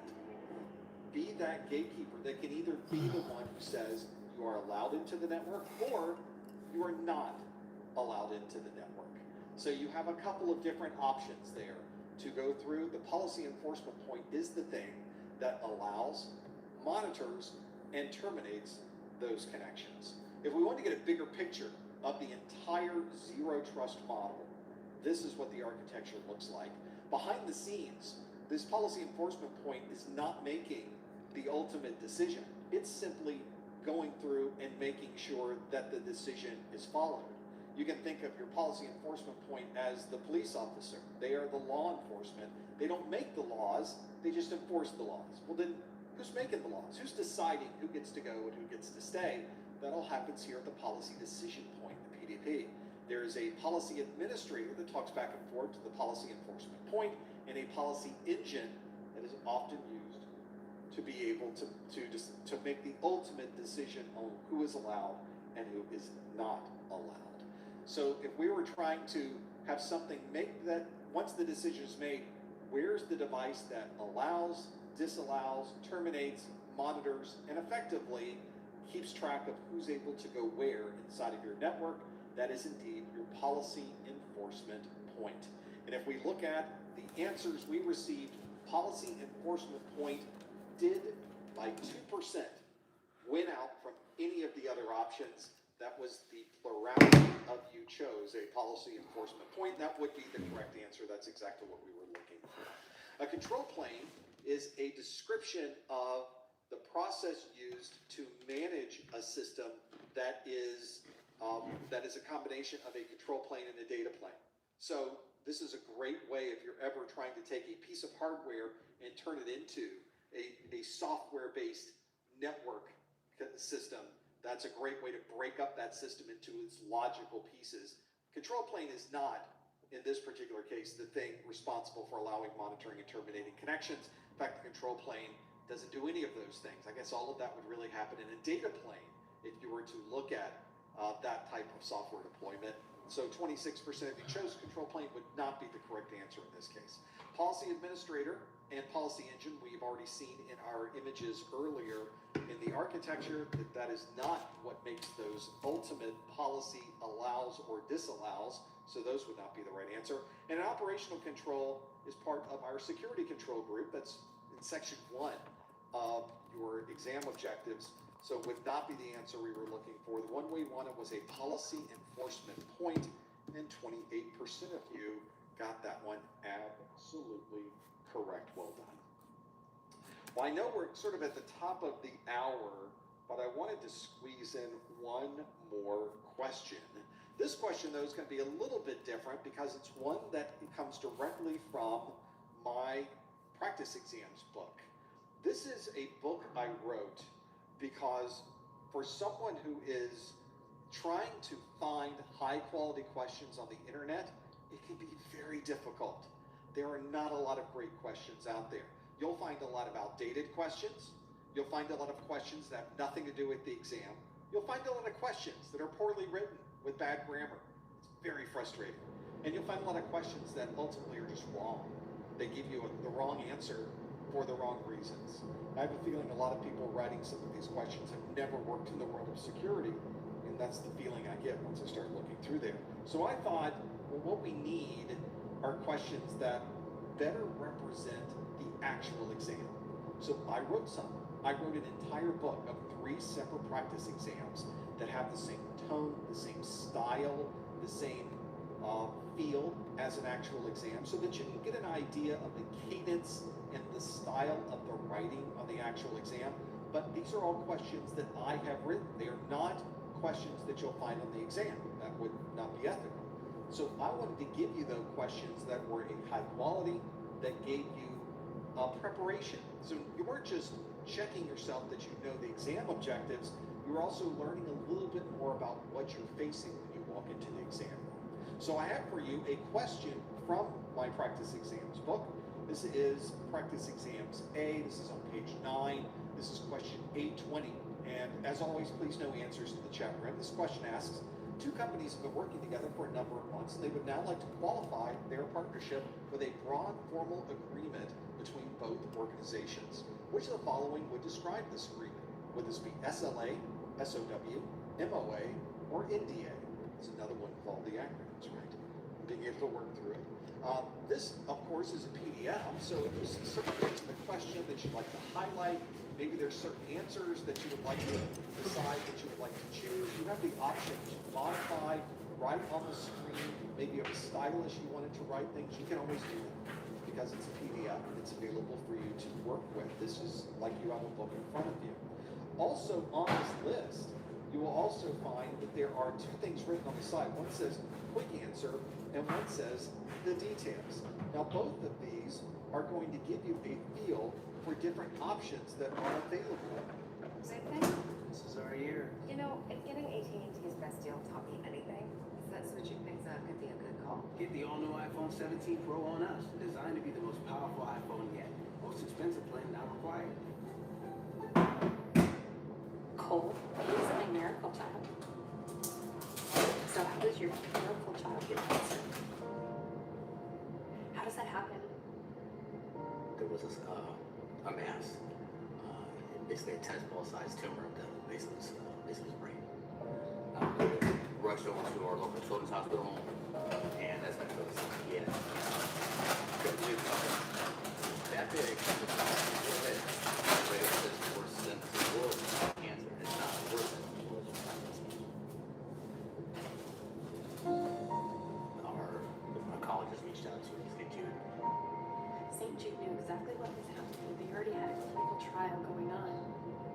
discoveries that St. Jude makes are shared freely around the world. What was important to me was knowing that anything that we did would help future kids, because no child should have cancer ever.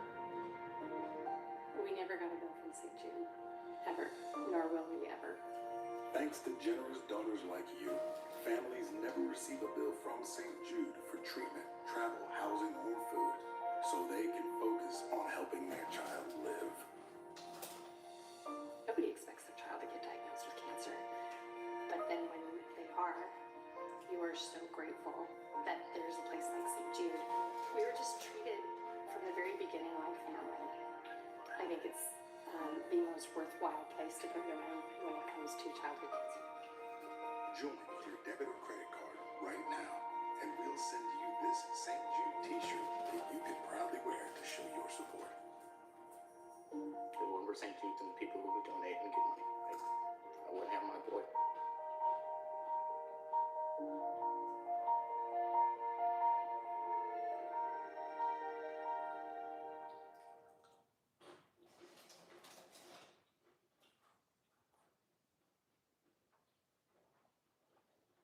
On this exam. So this is a great place to go if you're trying to figure out where do you go to get either just A, B, C, or D, you go the quick answers, or if you just wanted the details of what's here, you wanted a summary, overall summary, these are links. So even though I'm on page 9, this is on page 58 is the details. I don't want you to have to scroll. So this is a hot link. I can click on the 58 and it will take you to page 58. And this is all, by the way, just so you can see it in the book, this is also one that has both a physical version and a digital version here. So I wanted to mention that. So let's, of course, go back to the details, page 58. We'll click on the 58. It moves me to page 58, where you have the question that was waiting for there earlier. Two companies have been working together. They would like to qualify their partnership, broad formal agreement. Is it SLA, SOW, MOA, or NDA? And it tells you the answer is C, MOA. So you can see that I have an explanation that tells you why that is the right answer. That becomes really useful when you're trying to qualify that, yes, I did get that question right, and it's the reason I chose that answer. I did get it right, and I chose it for the right reason. Now, part of the problem I have is if I get a question wrong, a lot of the stuff you find online doesn't tell you why you got it wrong. But in my mind, if you get a question wrong, it's a perfect opportunity to learn a little bit more about the topic and to learn why you got the question wrong. So in my book, every single wrong or incorrect answer is listed with an explanation of why it is an incorrect answer. So you can see this. Why was SLA not the correct answer? I explain it in the book. Why is SOW, statement of work, not the right answer? I explain why. Why was NDA not the right answer? I explain why that's not the right answer. So I closed the circle there. So if you got it wrong, you can now look and understand why you got the answer wrong, and the next time you see that particular topic, you'll know more about it. Another thing I'll mention to you is that these answers that are in here, even if you got the question right, I highly recommend you read through the wrong answers, because those topics are from the exam objectives, and the questions on your exam might be about an SLA or an SOW or an NDA, and this might be an opportunity for you to learn a little bit more. Now, if you've read the question and you have no idea what the question's even talking about, I include a link to the video where the question came from, so you can learn more about the topic. You can either use your camera and use the QR code, or the links are built right into the book. My kids can't hide anything from me. I'm home. Especially when they've been using toilet paper that doesn't hold up. Charmin Ultra Strong has a diamond weave texture that's more durable. And it cleans better, so you can use less. Enjoy the go with Charmin. I'll give you this for a better deal on that. Bring in your AT&T or T-Mobile bill for a better deal. And we'll take you to the website where you can watch the video right there on your mobile device, your laptop, your desktop, or anywhere else. This is my set of practice exams. Once you're done here, this is a PDF, but most PDF readers have a back button. It's right here at the top. I'll click the back button, and it takes me back to where I started, and now I can go to the next question on my list. So you don't have to spend your time scrolling through a book. I can simply click the links, click the back button, go to the next one. It's all built into my practice exams. And like all right. right, so we'll go ahead and work on assignments. Welcome back to break, everybody. We'll work on some assignments till about 12:30. Then we have alumni services coming in. Just to remind you what they can do for you when you graduate. So if you have any questions, maybe pending, that you want to always ask alumni services, what happens after? That's what they're here for. So they'll be in here at 12 to like 10. Simply use the links at the top of the Professor Messer website. There are options for either of those, and of course, I offer upgrade options for that too. So we need to make sure we put you on the website as you're working through those different options on the practice exams.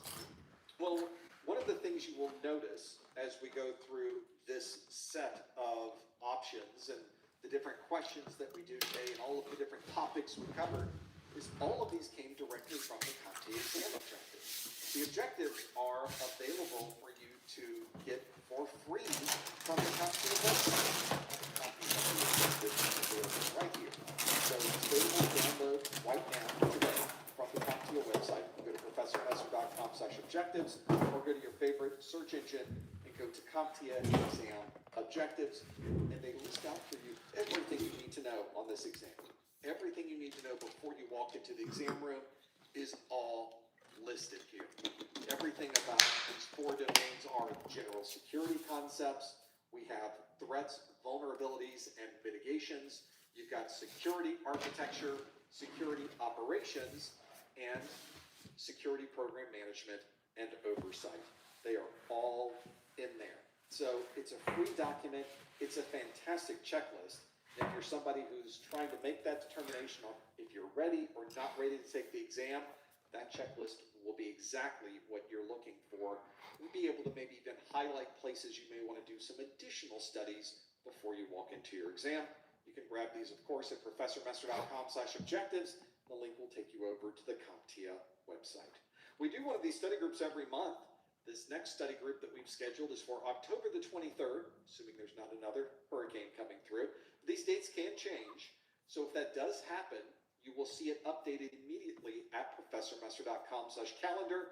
I also have a number of options on the Discord. There's an events channel. I also update the events channel as well. So you can certainly find that at professormesser.com/calendar or at the professormesser.com/Discord. And the next Security Plus study group is October 23rd. We actually have an A Plus study group on October the 8th and October the 10th, and a Network Plus study group on October the 16th. We'd love for you to come back and watch one of those as well.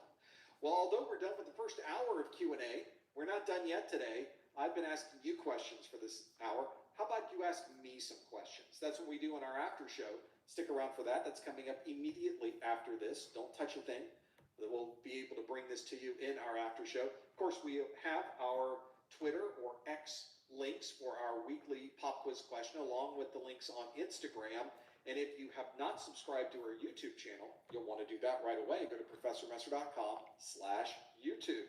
Also, remember, you've got our discounted vouchers on our website if you happen to be in the U.S., Canada, or U.S. territories at professormesser.com/vouchers. And our course notes, practice exams, and more is available on our website as well. Make sure you check those out at professormesser.com/701SB. Well, that brings us to the end of the first hour of the study group. Stick around for the after show. Thank you so much for joining us. We will see you next time on the Security Plus study group. Okay. Let's take a sip. Let's switch around. There's not much to switch around the room, but I'll switch around my software so that you can now ask some questions. So if you are at professormesser.com/QA, that's the link that you see on your screen, you'll now see something else. It's there. It asks that you can submit questions for the second hour of the study group at any time. You may have even submitted one already. We will be moderating questions during the session, so your contribution. At Tropical Smoothie Cafe, hitting your protein goals is a breeze. It's tropic time. Did you take a run in? That's my job. nature made. The number will not appear immediately. Not just may, it won't. I'll just tell you straight, because we'll have them all behind the scenes. So I get to sift through these and figure out what questions you might have. So if you have a question about certifications, about technology, about something in the news, about something unrelated to any of this, you're certainly welcome to ask those questions. Simply go to the link on your screen, go to professormesser.com/QA, and you can submit your question for these. Lots of questions there. This is the best way to ask and get those in this view. So let's start, since we talked about CEUs earlier, let's talk about CEUs now. This is a question from Anthony. He asks, passed my 601 in late June. Congratulations on your Security Plus. I am currently studying for the Intent 009. Would it be possible to get CEUs from both of your study groups? Well, you certainly could.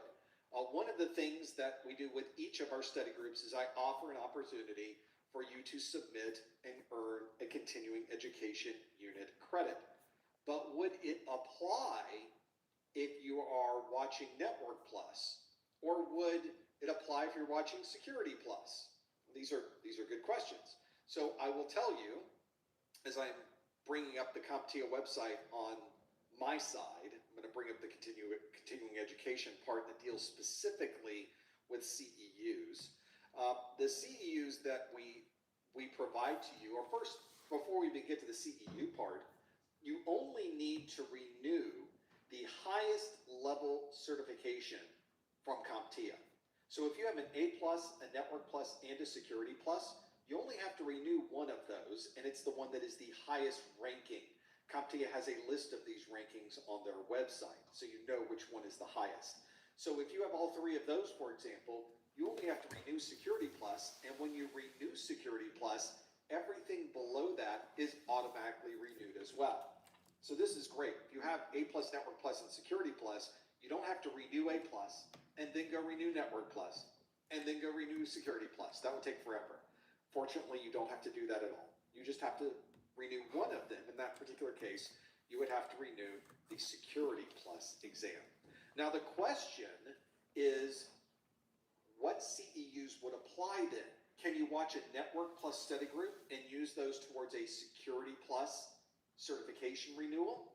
For that, we go to the CompTIA website. This is the CompTIA website on this is Earn Continuing Education Units. And on here it says how to earn CEUs. And it even says relevance. And it says at least 50% of the course content, and it's referring to this live stream, at least 50% of this live stream must relate to one or more of the exam objectives for the certification that you're renewing. So this is pretty broad when you start thinking about it. Let's say you have your Network Plus certification. You haven't earned your Security Plus yet, but you're watching this live stream. And I've sent you a CEU. Could you use a live stream CEU from Security Plus to help you renew your Network Plus? Well, as you're certainly aware, on the Network Plus exam, there's an entire section on security. There's a big chunk, a whole domain on security associated with the Network Plus. And because what we did today, at least 50% of what we did today is related to security, and security is one of those exam objectives, then it would apply towards the Network Plus. So I'm glad they made this broad so that you could effectively take any topic from that exam you're trying to renew, and as long as that topic is covered in the live stream, you're good to go. So very useful to know that, especially if you're planning to renew your certification. And if you are planning to work on your certification renewal, that's an important thing to keep in mind, because you don't want to have to do more work than you need just to renew. In reality, I think most people are using the CertMaster CE to renew these days, which means you don't have to collect CEUs. But a number of you still like to collect CEUs, and there might be a good reason to do so. So that is an option I will provide to you.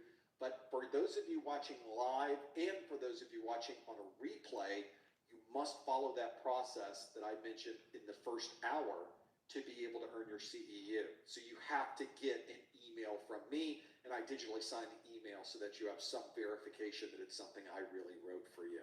So that if you're ever audited by CompTIA, they do this occasionally, they'll ask, well, show us where you got all these CEUs from.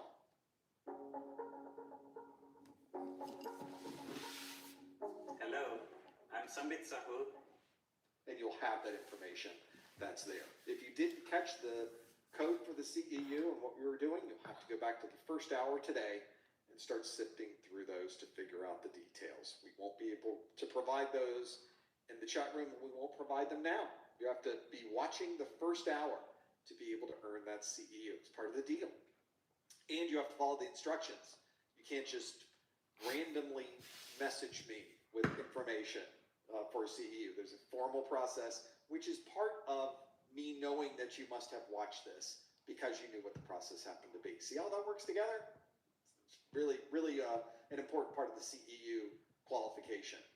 And that makes me know that you must have seen it, or at least got close, at least that section of the video you saw. Hopefully you saw more than that. Let's get some more questions that you have. For those that are out, you can submit these at any time with the link on your screen. Go to professormesser.com/QA. Use the link at the top of the screen to submit your question at any time. Some of you are asking about, you took the 601 exam and you like the practice exam book.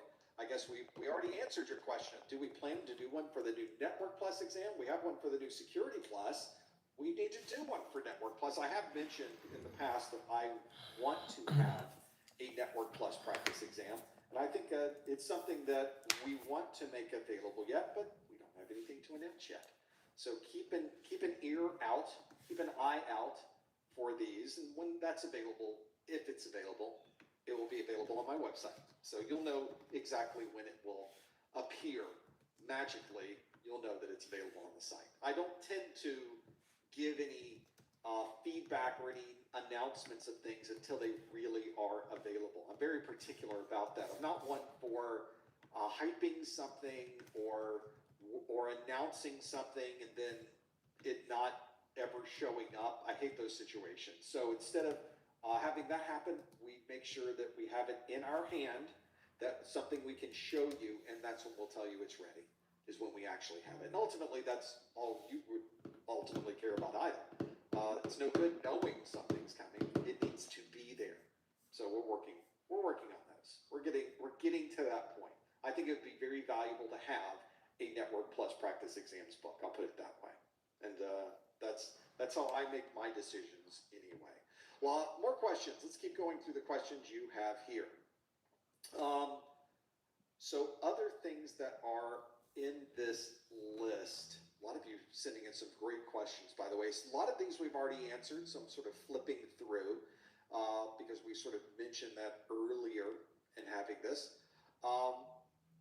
The questions, a lot of you were asking questions about the Security Plus course, or perhaps the practice exams, or the course notes, and you're asking, hey, is this enough for me to pass the exam? Which is a perfectly reasonable question. Hi, I I'm Dan think, Lashonitz. for the most part, Confidentiality, somebody who's taken integrity, a lot of industry availability, certification core exams, pillars of I've IT probably security sat for at governance. least 25 Cybersecurity analysts can harden certification IT exams environments in my using various career, encryption probably and more than hashing that. techniques. Extended In out this a little bit, course, but I will going begin to Pearson by defining how the CIA triad relates to IT security, followed by defining how cryptography one of the protects things sensitive that data. was true in Next, every I will case configure was EFS file that I encryption, wanted to find as well as many Microsoft different BitLocker resources as I encryption. could to study. I'll then use a I don't think there's customer-managed any key one to enable thing encryption for an that Azure is storage account, enough and I will for hash anyone. files Well, it's in not Linux entirely and in true. If you're already Windows. familiar with a lot of Lastly, these we'll topics, discuss maybe hardware just the videos security would be enough. modules, or Maybe that would be HSMs, fine. Or and maybe how if you TLS are better studying from a supersedes video than you SSL. are from a book, maybe This that would course make can more be used sense. to I prepare certainly for created my video course to cover every single CompTIA exam topic. cybersecurity So I analyst cover plus everything that could possibly be asked of you in the exam in the videos. So at least you've got a baseline to start from. But I think having additional study materials, get a book, get some notes. In cybersecurity, the people all the CIA time will tell me, security well, I got your triad course is a notes. pillar. But it seems like this is just a set of We're notes from talking your about course. confidentiality, integrity, Yeah, and those are course availability. notes. That's But where we fine. get the You still have to CIA.